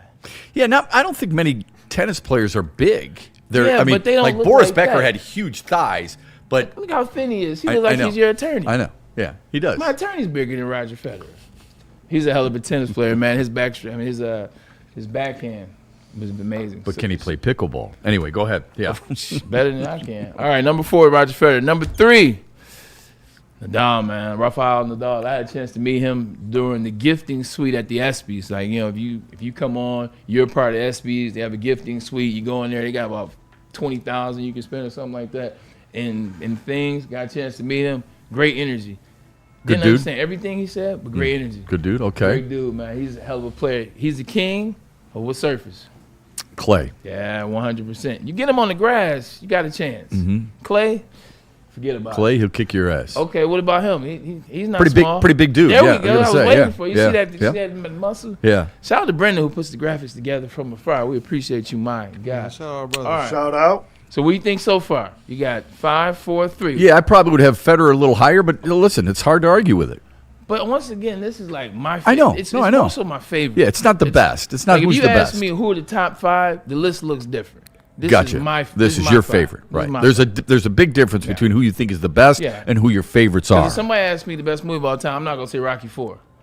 If somebody asks me my favorite movie of all time, I'm gonna say Rocky 4. Right. There is a distinct delineation. Number 2, his rival, heated rival. I was right. You were 100% right. It is Novak Djokovic, who's going for 25 in a couple of days. Karaz has 8 more hours rest time than Djokovic will have when they go against each other on Sunday night. And how much younger is he? 16? Alcaraz is 16 years younger? 16 years younger, 22. Okay. Well, that only leaves one guy that could be number 1 then. It's a couple guys that could be number 1. Who would you guess? I'm going to guess Andre Agassi. That's my guess. It's Arthur Ashe. He's a black guy. No, I'm That's supposed to be my line. Put it up there. Who is if it? you can. All right. So, Andre Agassi back in the day, man, look, he had the swag, he had the aggression. Like, he wasn't as crazy as McEnroe, but he was not nearly as buttoned up as Pete Sampras was. Mhm. He was cool. He had the Nike commercials. Remember, marketing, branding, they appeal to kids. It appeals to the era. So, they appealed to me. He was Like, the Vegas guy. Coca-Cola, I wasn't drinking Coca-Cola when I was young. You know what I was drinking? I was drinking Pepsi. You know why? Because they had the cool commercials. So it's all about marketing when you're talking about the era. But also, what did he have? He had the girl. He had the best women's tennis player at the time, Steffi Graf. Yeah. At the time, she was. Yeah. But he had the girl. He had the fashion. He had the flair, too. And- so he was not afraid to wear what looked like almost like a painted, like a paint a backdrop type of shirt, and he wore the crazy shoes, I think, sometimes, except at Wimbledon. But you know, in the 90s, whoever's a Nike athlete, the kids are going to gravitate towards. That's probably true. He was a Nike athlete. You know, Sampras was wearing a V or something I didn't care about. I was like, what's that? I see that swoosh. I'm going with Agassi, even though he only beat Sampras like 3 times. Right. Sampras kind of owned him, didn't he? Yeah. That's cool. Yeah. So give me Agassi over. So and could anybody today get into that top 5? Did you like anybody today that makes you go, I'm starting to kind of gravitate toward him a little bit? Alcaraz is like working his way to El Baba Yaga status, a.k.a. the boogeyman. Like, I think he can work himself in there. That's just it right now. I'm not necessarily tapped in to the other guys, like the guy center who's number 2 in the world, not necessarily tapped into him.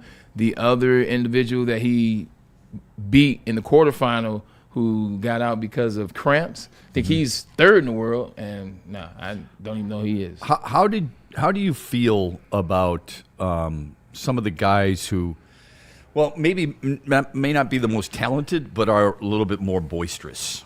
Elin Nastasi back in the day, John McEnroe, Jimmy Connors, more emotion, and maybe that's unfair. I'm not a tennis aficionado.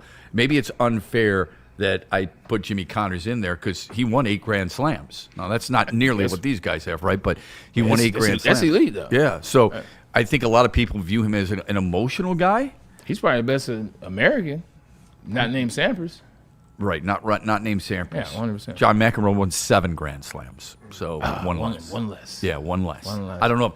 Andre Agassi, your guy. He's got like 4 or 5. He won 8. He won 8. See, I told you he's my guy. Yeah. See? There you go. You're right there. He's under 10, though. Yeah, I would have probably said Pete Sampras, but you're right. He is very bland. Yeah, he's very bland. He's like Zenders. Yeah.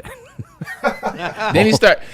Folks, it all comes back to 2 things: fantasy football or Zenders. And then he started losing his hair. So then it was like, this guy's balding out there. What is he doing? I'm not cheering for this guy. Meanwhile, my guy's bald now. Agassi was bald. Completely. But he embraced it. He said, you know what? I'm going to do the Phil Collins thing now. I'm just going to go ahead and cut it in the air of the night as opposed to waiting for it to kind of like circle up right here, look like Belial, and I got to say. He comes out, walks out on the court to Genesis. That would be very interesting. No, all right, let's take a quick timeout. That's a great list. Quick timeout, and we'll get to that football, I promise, because I want Braylon's thoughts on ESPN's best coaches since 2021. Do you believe Dan Campbell is number 1? Dr. Pierce was number one yesterday. He's always number one. Here he is. Way to blow the teeth. Yeah, sorry. Where is Dan Campbell? He's number one. Attention sports fans, don't miss expert injury insights from Dr. Jeff Pierce of Michigan Sports and Spine. You can also catch him on Tuesdays on Big D Energy, as well as right here on Thursdays, the Braylon Edwards Show with Shep, where he shares top-tier advice to keep athletes in peak condition. Trust the guy we trust. I talk about him all the time. He's helped me with my arm, my shoulder, and other things. It doesn't matter what it is. He will get you the right diagnosis so that you can get the right treatment. 248-426-9944. Had a good segment yesterday with us, too. Gave us some good information. Quick. On Drake May, on Sam Darnold, on Brian Branch. You want good information? That's the where to go. You want good food? You know where to go. Buddy's. Buddy's Pizza can take care of you for your Super Bowl party. Or maybe you've got a watch party at your own house tonight for Michigan State. You want it catered. That's the way it should be, right? Well, Detroit's original style pizza is the hometown favorite. They've got 20 locations in Metro Detroit. Their menu is packed with your favorite. Of course, the award-winning pizza, but signature salads, homemade pastas, and a whole lot more. They also give you a break on the cost. Save 20% on your next catering order of $200 or more when you use the order code Woodward20. That's Woodward20 at Buddy's Pizza. Sit back and enjoy the weekend.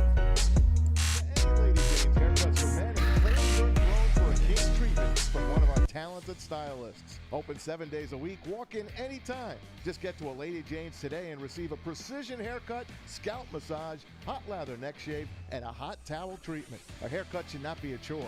It should be an experience. And that's exactly what Lady Jane's has to offer. Open 7 days a week. Walk-ins are always welcome. There's always a location near you. Lady Jane's Haircuts for Men. It's wicked awesome. Like a frostbite straight from the divine. Cold rush on my skin feels so fine. Muscle freeze, the ache. No side effects, no mistake. Chill sub-zero. Icy and true. Feel the chill. It's all for you. It's not magic, just science play. Chill sub-zero. You know how some things are so good they should be world famous, but they're not? Our house-made vinaigrette is one of those things. And the antipasto salad, we drizzle it over. Same with our hand-battered chicken tenders. Original recipe soups and pasta sauces. It's almost as if our original, world-famous Detroit-style pizza is mocking them. And that's not very nice. Why do we fight? We fight to protect the innocent, to hold the powerful accountable, to bring the oppressors to justice. Why do we fight? We fight to secure and preserve our civil liberties, to get each and every one of our clients the justice they deserve, and to make the lives of real people just like you whole again. ThenFights.com. Big injuries, big news. Twice a week, Dr. Jeff Pierce from Michigan Sports and Spine joins Woodward Sports Network for the Injury Insider Report. Big D Energy Tuesdays at noon. Braylon Edwards and Shepard Thursdays at 3:30. Get expert analysis and in-depth breakdowns on the latest sports injuries from the man trusted by top athletes in the community, like D-Mac. Whether it's the Lions, Pistons, Tigers, or Red Wings, Dr. Pierce talks us through it all. Don't miss the Injury Insider Report with Dr. Jeff Pierce, your go-to source for understanding the impact of injuries on the games and players we love. Only on Woodward Sports Network. Scan the QR code on the screen or go to MichiganSportsandSpine.com to see if Dr. Jeff Pierce can help you.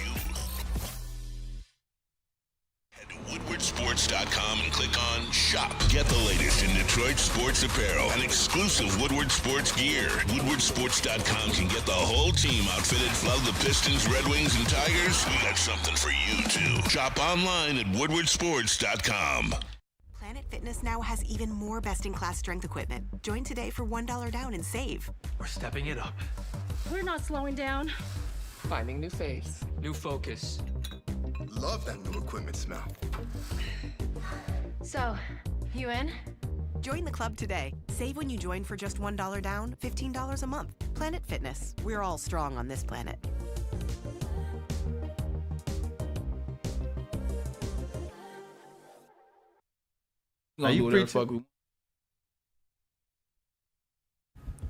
Black Rock Bar and Grill, the place that still sizzles. Rock this Valentine's Day with the hottest steakhouse around. The only thing hotter than your date is a steak on the stone. Bring your loved one in for a night to remember. This Bar and Grill is a sizzle above the rest, so expect that there will be waste. 20% off though on that food bill. All you gotta do is mention Woodward Sports and tell them the Braylon Network Show and Shep sent you, and maybe it might be a little bit more. Not just a meal. It's a top rock experience. You know, Lady Jane's is usually filled up, but the beauty is you can walk in, and just because there's a lot of people, it doesn't mean it's going to take you forever. Why? Because there's a ton of chairs, it's a clean place, and the ladies will get you in and out of that chair, out the door looking handsome and clean, and inexpensive too. Lady Jane's, 28 locations in this wonderful state, open 10 till 8, 7 days a week, walk in anytime. It is wicked awesome. And we back. Okay. I was able to check out this article. I wanted to talk to you about it yesterday, but we just didn't have time. ESPN.com comes out with an article that ranks every head coach hire since 2021. Now, I gave it away and I said Dan Campbell is number one. And I'm wondering how you feel about that. Him being number one since that time frame.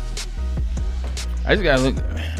I need to go back and see who else has been hired, because when I hear number one, I instantly think absolutely not. Right. He doesn't deserve to be number one. So let's see. I'll give you the next. Nick Sirianni is 2.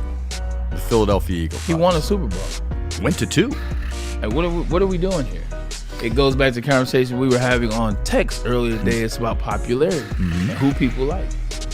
There's no way in hell that you can say Nick Sirianni, who's had his fair share of issues, his fair share of ups and downs and things, and losing the team and this, that, and third. You go to Super Bowls and you win one. I don't care about those things.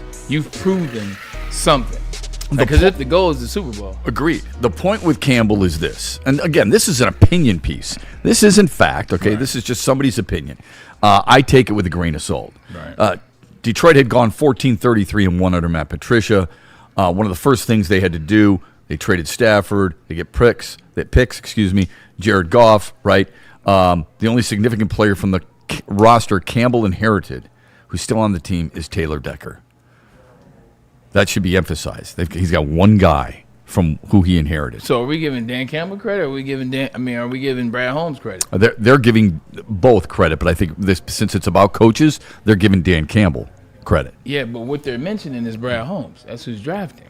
Yes. No, I know. I'm just telling you what this is about coaches. If they were talking about GMs, Brad Holmes might be in a similar position. I don't know, but what they're saying is Dan Campbell inherited basically one guy who's still on his team. The rest they've had to regroup and reconfigure their entire staff. Okay. That's part of their reason. I'm not saying it's right. I'm telling you that's part of their reason. Okay, they admit that this year was frustrating.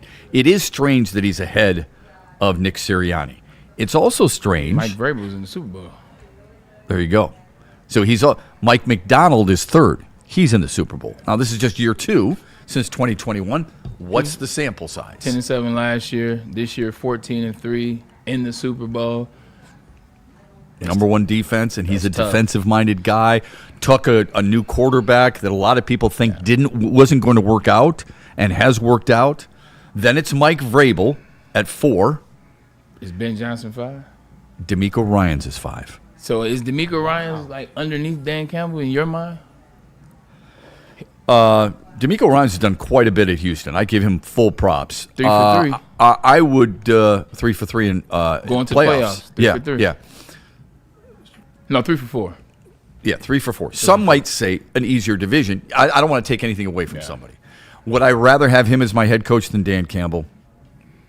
I'm not going to die on that hill, but I would say no. Initial thought, I'd take Mike Vrabel over most of these guys. I would not necessarily want Nick Sirianni, but he's won and he's gone to 2 Super Bowls and has a ring. Yeah. Okay, so I'm not looking at it like a popularity contest. I'm looking at it like who I think is a good coach. I will admit this, and I wonder your thoughts on this too. Whereas before I didn't question Dan Campbell as much, I have started to question more of it. Yeah, I don't like this list I don't like this list with him coming off a season where Super Bowl was to go and they didn't even make the playoff. Yeah. And then some of the losses you look at and you're like, damn, you lost to that Steelers team who we saw in play. Damn, you lost to the Minnesota Vikings twice with Brosmer the second time. And you have the audacity to put him number one over Vrabel, over McDonald, over Jim Harbaugh.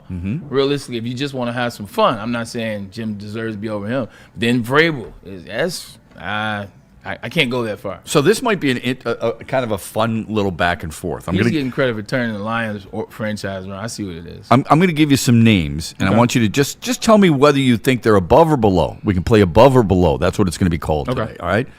So Sirianni, above Campbell or below? Above. Okay.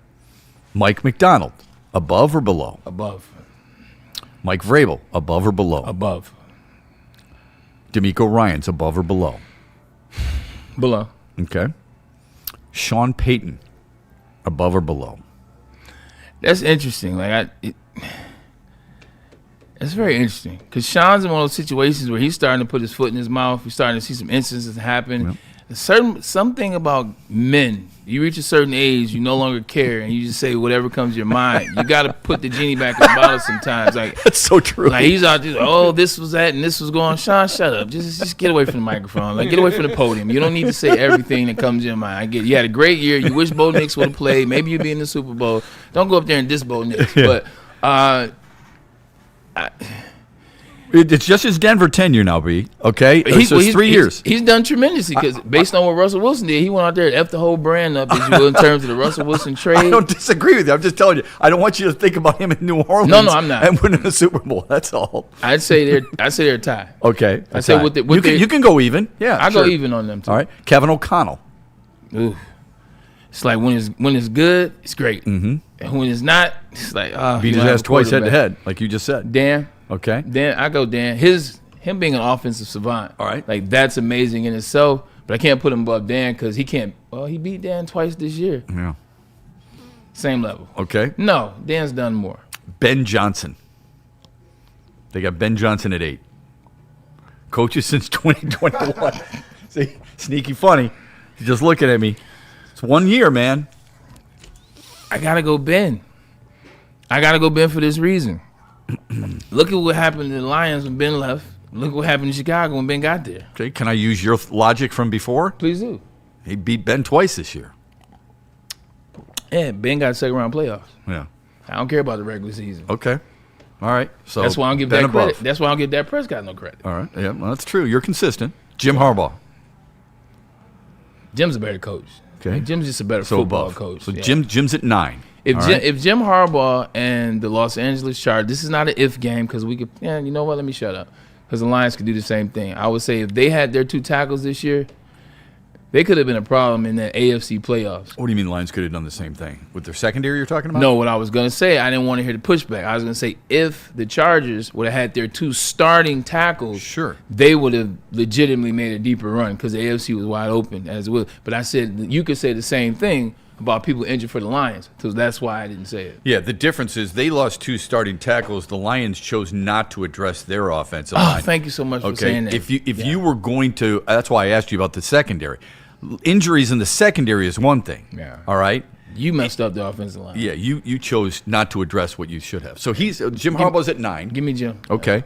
Dan Quinn is at 10. Okay. Liam Cohen is at 11. I need to see what next year looks like for Liam Cohen. There's some upside to him, but no. He did an amazing job with the Jaguars turnaround, but I'm still taking Dan. Okay. Todd Bowles at 12. Dan. Okay. Mike McDaniel at 13. Robert Saleh, not with Tennessee, with the Jets. I think it's so funny that the Tennessee Titans, when they were talking to Robert Saleh, legitimately said, we need a Mike Vrabel type of coach. Is that what they said? You fired Mike Vrabel. I know. So I think this is a good hire. He's not above Dan, though. Okay. So I don't need to go any further. That's 14 people. Yeah. All right. But let me just say one more thing because we talked about it yesterday. They got Doug Peterson while Mike he was McCarthy. Mike Joe McCarthy. Brady. Yeah, Joe Brady. Okay. Todd Monken. Yeah. Todd Monken. Doug Peterson is at 15 with Jacksonville. So they've got Doug Peterson at 15. They've got Shane Steichen at 16. I know. That's why there's very little credence here. At 17, they got Brian Dable. All right? He was coach of the year. So what? He's bad coach, head coach. Dave Canales at 18. Brandon Staley of the Chargers at 19. Dave Canales at 18? That's going to be one that changes.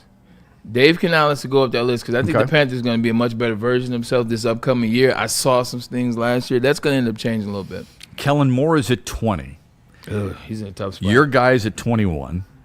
Okay, Brian Schottenheimer. Where's Jesse Minter? I put that in the top 6.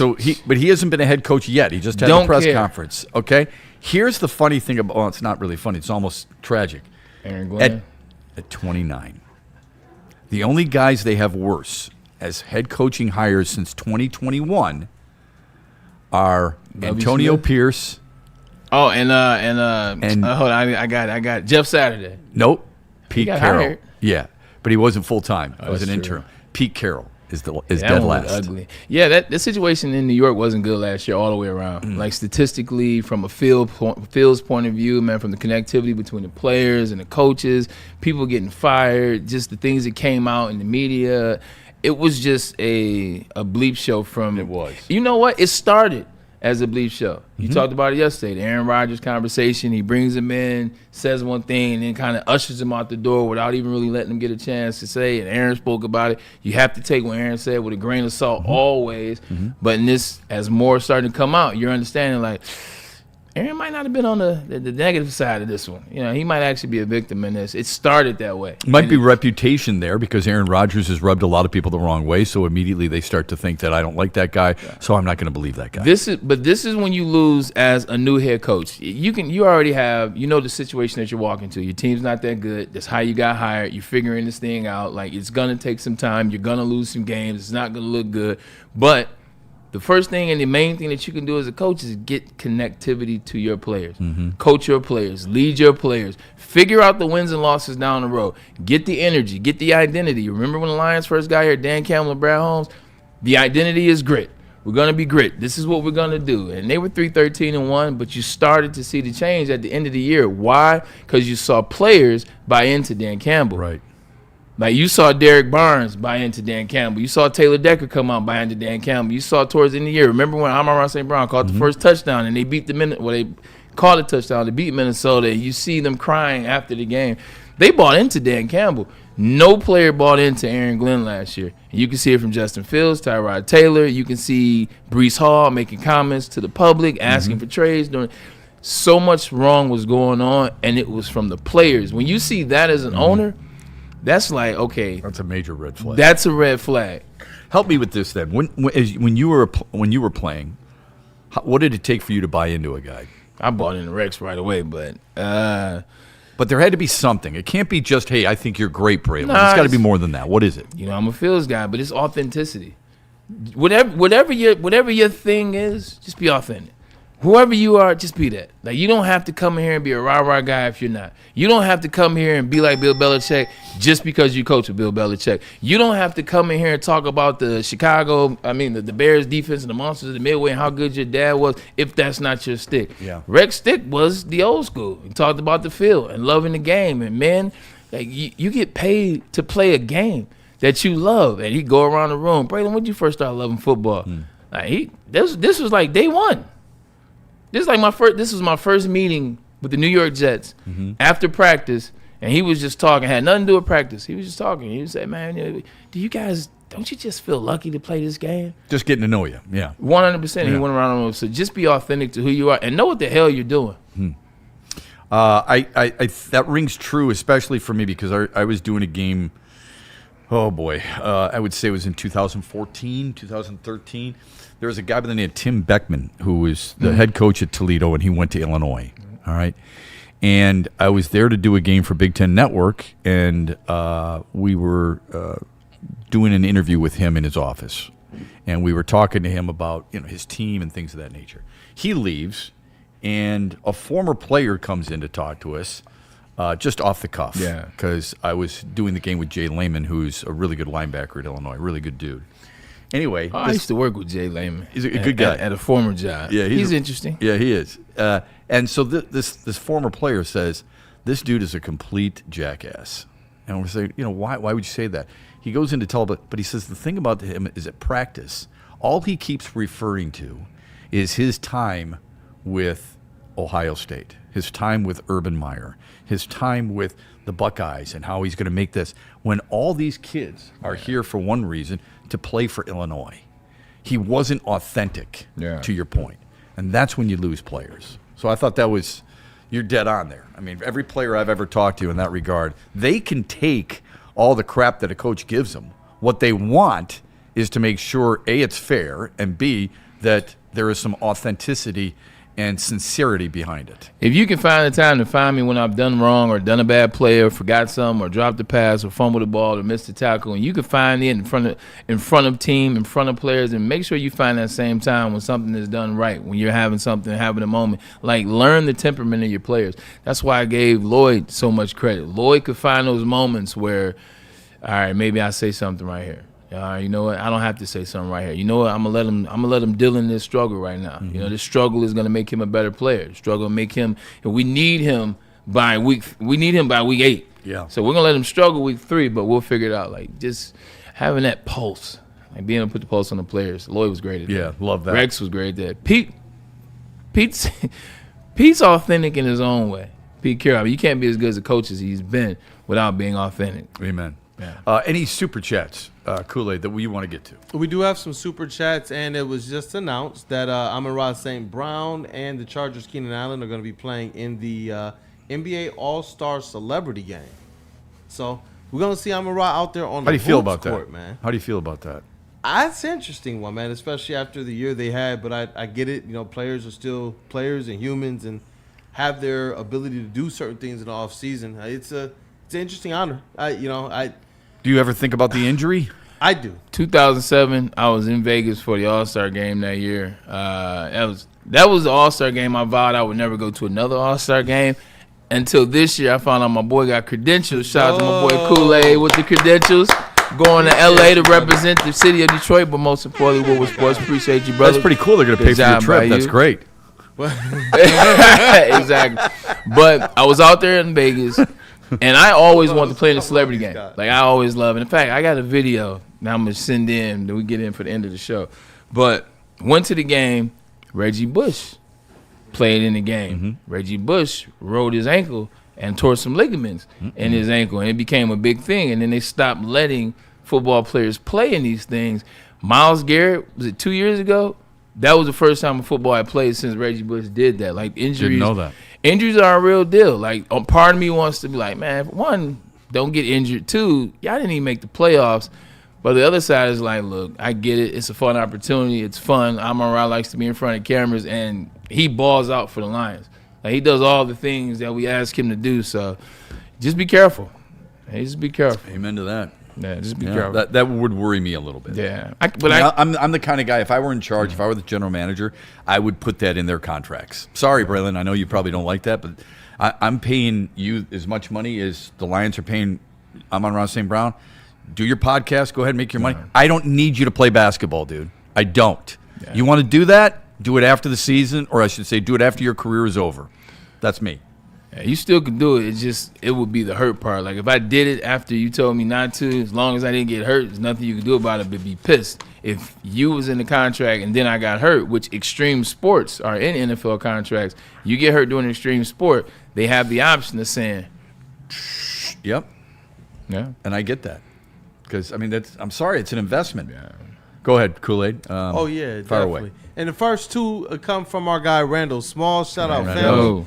Two $2 super chats. The first one is he just wants to let Bray know that you're super fly today, man. Oh, I appreciate that, man. Thank you so much. Trying to rep the maize and blue in a cooler, smoother type way. Shout out. Second one is, what are you guys' favorite foods at Art and Jake's? Oh, well, I'm telling you, man, that shrimp, that appetizer, what's got a little kick to it. What do they call that? Firecracker shrimp. Yeah. That's my favorite. It's phenomenal. I mean it. It's outstanding. Now, somebody told me those tacos firecracker shrimp tacos are just as fire, if you will, in the words of Kool-Aid. I'd have either one of those. And they're burgers, you can't go wrong either. So either one I'd take. What's yours? Burger or a grinder? Grinder? Yeah. They make good grinders. I know he'll be there tonight. Yeah. He'll be in East Lansing. He's bringing who's that? I'm sorry? Randall Smalls. He'll be at Art and Jake's tonight in East Lansing with Woodward Sports. Oh, nice. You guys are going to have some fun up there, man. Randall, make sure you get one of those, or both, if you want to. Dress appropriately, whether maize and blue or green and white. Go fire it up. Go get them. Shout out, man. I see Dante151 with the $4.99 super chat. He says, yo, Woodward Sports could do a watch party for Pistons-Warriors game after the Michigan State game with Kool-Aid and JB Smooth. Now, look, I like my guy JB Smooth. I love him, man. He's you one need of a our break, MVPs, man. But he is a Golden State Warriors fan, too. That's perfect, then. You guys do it together. It's a little beef, a little built-in rivalry. When did he become the Golden State Warriors fan, do you know? When they started winning championships? Yeah, 2015. Yeah.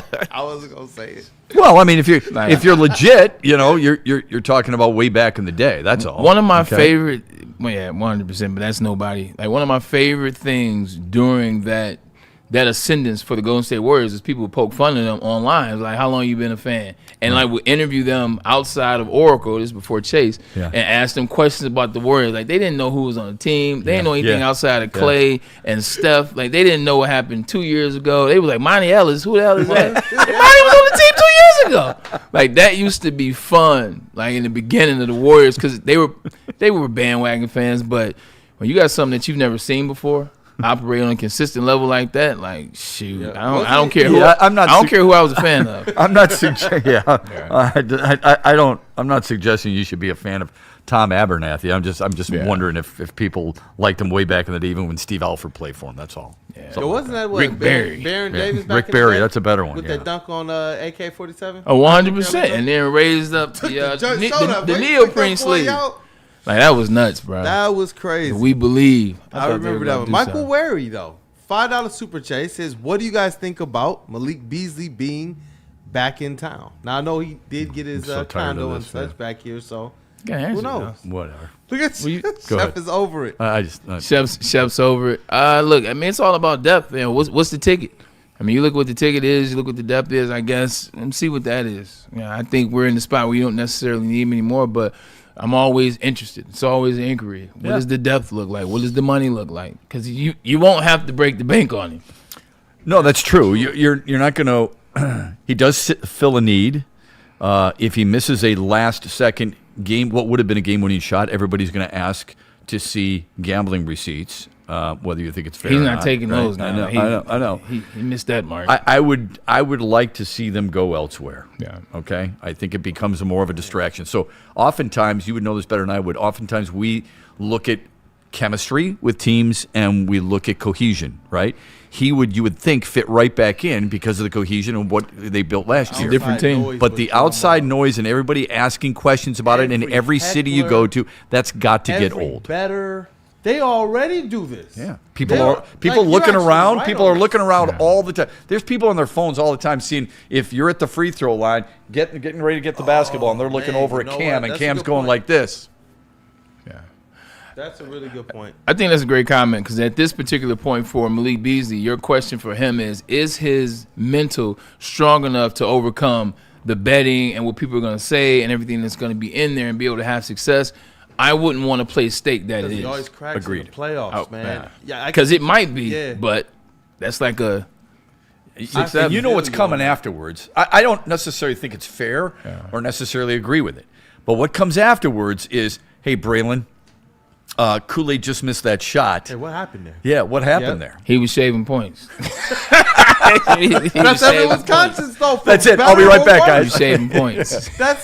I'm sorry. That's the perception that certain people have. I don't like it, okay? I don't like thinking about somebody before I know that person. I don't like that preconceived notion. It's not fair to the individual. At some point, somebody has to get the opportunity to get their reputation back or get a second chance. I'm all for that. Yeah. I'm just telling you how people are going to see it. But, Shep, what have you heard about this team this year? What noise? Nothing. None. That's what I'm saying. Yeah. That was a great point by you. You bring that back here. You are bringing a certain amount of noise during the home stretch. Right. before playoffs. That's now they are that's strong enough to interesting deal one. with it. I do believe as a group they're strong enough to deal with it, but eventually it gets pretty old, don't you think? Definitely. I don't want to have that be something that you got to deal with. I remember even in the playoffs when he made the comments about Cat. We don't got to worry about no Cat. And then Cat hit that back-breaking three, and then all of a sudden that quote came right back up during the playoffs. So that stuff happens. I see your face. Dude, it happens everywhere. What did Braylon just say about Sean Payton? And rightfully so. Yep. Sean Payton has said some stupid stuff. He said it about Russell Wilson. He just said something about Bo Nix. Whether it sometimes that overshadows all the things you accomplish. Again, I'm not saying it's fair. Yeah. But those are some of the things that come up in conversation, and I'm sure that would come up in conversation, and it wouldn't be necessarily needed. I knew Malik Beasley was cooked last year when he was doing that podcast, and before the podcast was over, like he was. Don't get me wrong, like it's nothing. It's legal, if you will. You know, marijuana is legal, the whole 9 yards. But he was so eager to smoke. Like he started talking about it before the show, and they had to tell him like, "Yo, slow down, calm down, relax, yo, like chill. We still live, relax." He was like, "Man, I don't care." Oh, I remember that. When he said that, I was like, I streamer. said, if something happened, I wouldn't be surprised. In season too. Yeah, it was 100%. I remember that. Hey, like a game. Not that it don't happen, but you don't. I mean, it's no. That's why I said it's not that big a deal. What are we doing? Right. It's not a big deal until it is. Yeah. Exactly. People will store it in the back of their mind, and they're like, "Hey, by the way," like I completely forgot about that until you brought it up. All right, fire away. Keep going, buddy. Yeah, definitely. Charles, he says we need to have consistent community involvement with the $2 super chat. Michael Wary. What do you think he means by that? What is consistent community involvement? Which conversation? You know what? I think it was earlier when Bray was making the discussion as it relates to the point of will the Megalodome be supported? Oh, I'm sorry. Will Okay, thank you. That's what I think it was for. Great, appreciate that. Thank you, Charles. Yeah. And Michael Wary, I know we were talking about different areas earlier. He said it's a real place. I grew up in that area on Clements between LaSalle and Linwood. So I don't know if that's LaSalle and Linwood. LaSalle and Linwood. Oh, that's what's that? Yeah. There must have been a story you were talking about a little bit earlier, and so he was saying he can relate. Was to it that. had to have anything to do with the bowling that you guys were talking about? Okay. Yeah. I got you. Respect. Shout out to LaSalle and Linwood. Whenever you hear Linwood, it's like Braylon's like AAA, man. It's that respect. When I was a kid, AAA, you'd go and you get these triptychs. All right. Oh, like the little pamphlet book. Yeah. So as soon as you say 2 cross streets, Braylon goes, "Man, that's West Side." Okay, that's here. Yeah. That's there. My dad was showing off the Detroit knowledge. I went to school all around this like city, and then like my dad was always the coach. So whether I played baseball, he was on the coaching staff. He was my track coach. If I played football, he wasn't on the staff, but he would take me to the spots. Basketball, he's taking me. So like I've been like all over the city, east side, west side, southwest, metropolitan Detroit, like the burbs. So when I hear something, I can peg it based off of I ran track over here, I had a track meet here, or I had a soccer match here, or it was a game here, or went to this school. Played pickleball in Westland. Dated some chicks over this school. Excuse me, sorry. Played pickleball in Westland. It was just fine after dark. Okay, a couple more. Go ahead, buddy. It was. It wasn't bad. It wasn't bad. And Charles, I see you in the chat. Earlier when you guys were talking about the top head coaches, he thought you guys were talking of all time. So he said, well, how far back do you want to go? Are you talking Super Bowl era? Like, how far back? Yeah, sorry about that, Charles. We were talking about since 2021. He was about to bring up. Yeah. He was ready. Yeah, he was. Come back I read an article about Ray Nitschke talking about Vince. I don't think there's one coach on that list that we just had, save Sean Payton, but he would be way down the list that we'd be referring to regarding best coaches of all time. Yeah. There's not one of them. We brought up Jokovic before the show started, and we were talking about Mount Rushmore athletes, this era, modern, et cetera. And when you think of that Jokovic, who are other athletes that you would put kind of, not necessarily Mount Rushmore, too overdone, I don't need 4, but who are some athletes that you would name like they're in the elite category? I'll give you an example. Last week you mentioned Kay Ledecky. I think Kay Ledecky, for what she's done, would be in this Jokovic, Kay Ledecky conversation. Who are some other ones for you?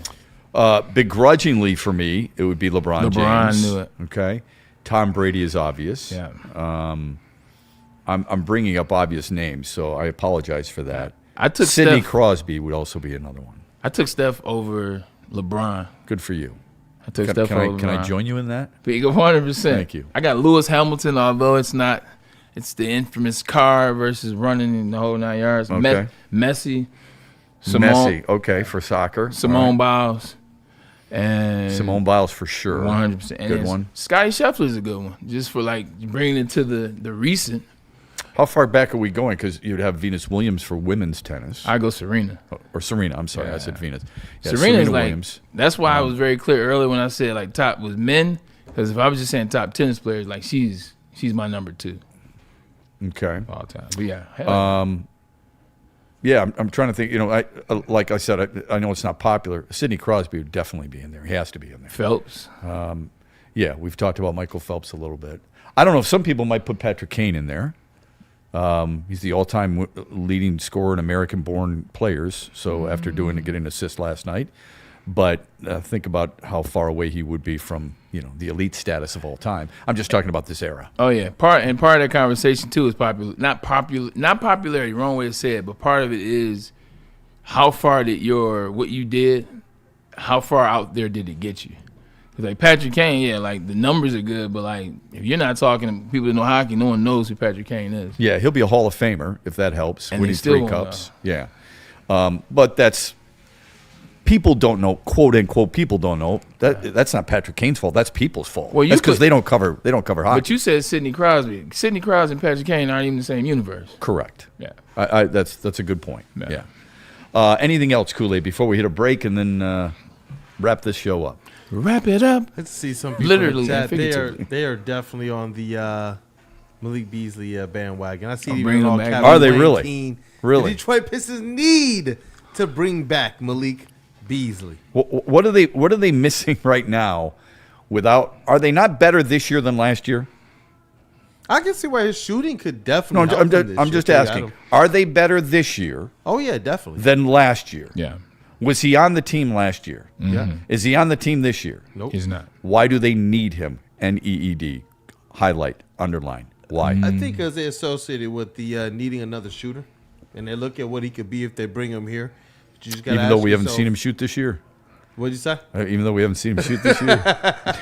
your guy, Trey Murphy. I'll take Trey Murphy at 22 points. University of Trey Murphy. No, Jerry Durant. I'm more with you. There was a time when it was push button, get him back in here. Me too. You're halfway through the season, and it's a different animal versus like working out in the gym versus being in game shape. 100%. How long would it take? Guys who are already hitting in the gym right now. Right. I'm for one of those guys. So how long do you think it takes him? Let's just say for craps and giggles. How long does it take him to get in either game shape, shooting shape, whatever? There's probably a little tweak here or there. I say 3 weeks before the playoffs. On a deep roster? I say like mid-March. Okay, mid-March. I say mid-March. Okay. It depends. They're trying to find minutes for Jay and Ivy. Yeah, they're trying to. And Marcus Sasser, they're trying to find minutes for sometimes. And that's where I think you got to be one of those guys. Like a Trey Murphy comes in and instantly. Thank you. Nobody's walking around saying, "Well, why is he ahead of me?" That's Trey Murphy. Amen. Yeah. Amen. Yeah. That's probably the best argument right there. You bring in a guy, and you're not going to have to give up a ton. Okay, Yep. A draft pick. Who cares? They've got 4 in a row. Yeah. Who cares, right? Go ahead, give him 2. But give him 1 and a player. And you get a guy like that who's going to pump in 22 for you, grab 6 rebounds, help you with your shooting, or you want Malik Beasley. Why? Because Malik Beasley was on this team last year and did a little dance once in a while. Yeah. Y'all don't want the Shep shimmy didn't real like the bad? shimmy. I don't mind the shimmy. I just what are people? Shep said. Since when did it happen that we've need this guy? I think this team has proven that it doesn't need him. Quite honestly, I think fans are just a little hurt and somewhat. I can understand the desperation because you saw where's the desperation they're coming looking at from? those Tigers and those Lions falling off, and the Red Wings just missing the playoffs. They're going to do something. Look, they're going to do something. They're the best team in the Eastern Conference and the second best record in all of basketball, and people are starting to freak. I think theirs is way more robust than the Tigers last year. I just do.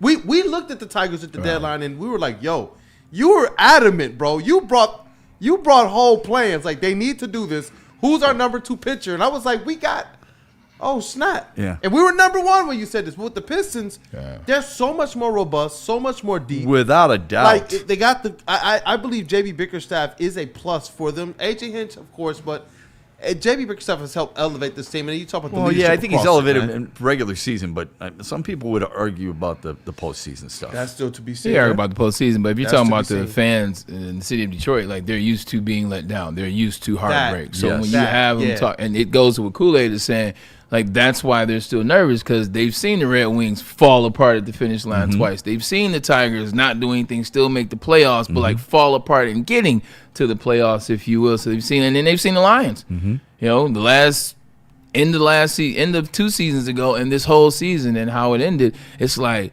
you have that anxiety because you've seen it fall apart fast, and with all 4 of your franchises. So I understand it. I disagree with it, but I understand it. Yeah, that's what it is. I mean, it's almost like you're guilty by association. And it's recent though. Like the Red Wings, they did it the last 3 years. Like the Tigers did it this year. The Lions did it this year. The Tigers actually did it the last 2 years. So I think you're right. And the Lions, you could argue, did it the last 2 years. I just don't want to throw the Pistons in that murky water when they're a completely different franchise and in a different situation. Doing it in a different way. I get That's that. do we have another break here? Yeah. Okay. Why don't we take a quick break and then we'll wrap things up here on a Friday on the Braylon Edwards. Oh, definitely got to show the people this Buddy's commercial. Here we go. You know how some things are so good they should be world famous, but they're not? Our house-made vinaigrette is one of those things. And the antipasto salad, we drizzle it over. Same with our hand-battered chicken tenders. Original recipe soups and pasta sauces. It's almost as if our original, world-famous Detroit-style pizza is mocking them. And that's not very nice. Big injuries, big news. Twice a week, Dr. Jeff Pierce from Michigan Sports and Spine joins Woodward Sports Network for the Injury Insider Report. Big D Energy Tuesdays at noon. Braylon Edwards and Shep Thursdays at 3:30. Get expert analysis and in-depth breakdowns on the latest sports injuries from the man trusted by top athletes in the community, like D-Mac. Whether it's the Lions, Pistons, Tigers, or Red Wings, Dr. Pierce talks us through it all. Don't miss the Injury Insider Report with Dr. Jeff Pierce, your go-to source for understanding the impact of injuries on the games and players we love. Only on Woodward Sports Network. Scan the QR code on the screen or go to MichiganSportsandSpine.com to see if Dr. Jeff Pierce can help you. Planet Fitness now has even more best-in-class strength equipment. Join today for $1 down and save. We're stepping it up. We're not slowing down. Finding new faith, new focus. Love that new equipment smell. So, you in? Join the club today. Save when you join for just $1 down, $15 a month. Planet Fitness. We're all strong on this planet.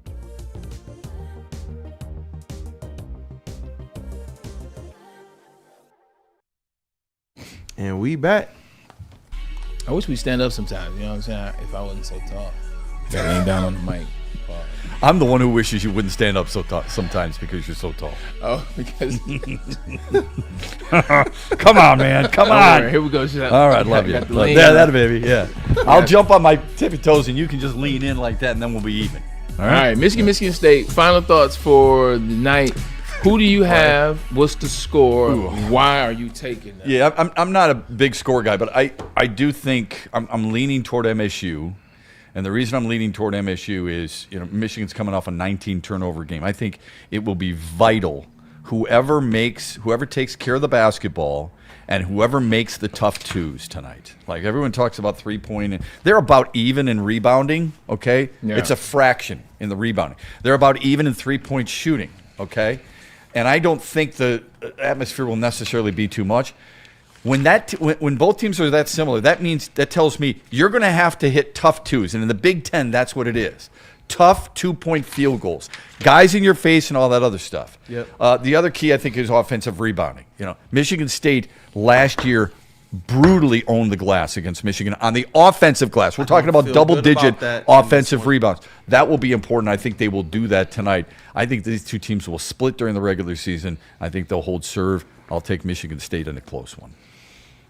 It's definitely going to be a close battle, man. Like, in Michigan not winning up Breslin is one of those things you think about. Michigan State is starting to play the best version of their basketball, so that's something too. But I think Michigan's the most efficient team in the Big Ten as it relates to two-pointers. I think two-pointers are going to be the telltale. I think they'll settle for more twos, and in that paint, I like Mara's development as well in that paint. I think that'll help him.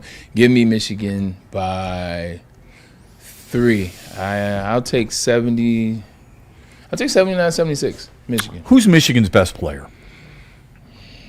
Axel. A big. Fair to say? Yeah. Who's Michigan State's best player? Guard. Right, Jeremy Fears. So keep an eye on those two guys. Who do you like? You're preaching as it relates to Michigan giving up the offensive rebound to Michigan State, and Tom Izzo always turns these games into just a physicality fest. But that's called intimidation. He was right. Look, Michigan over Michigan State, but it's going to be a low-scoring game. Okay. When you say low-scoring, do you mean below 65? Like a 65, 61. I think these teams can score. Yeah, I don't think it's any way these teams finish in the 60s. Yeah, I think it's going to be higher than that. I said 76, 79. I was rivalry, like, 10% penalty.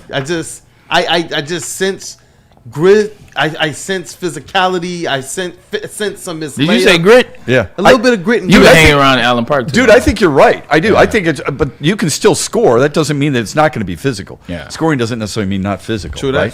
I mean, the great Piston teams, they could score even though they were physical. Cam, who do you got tonight?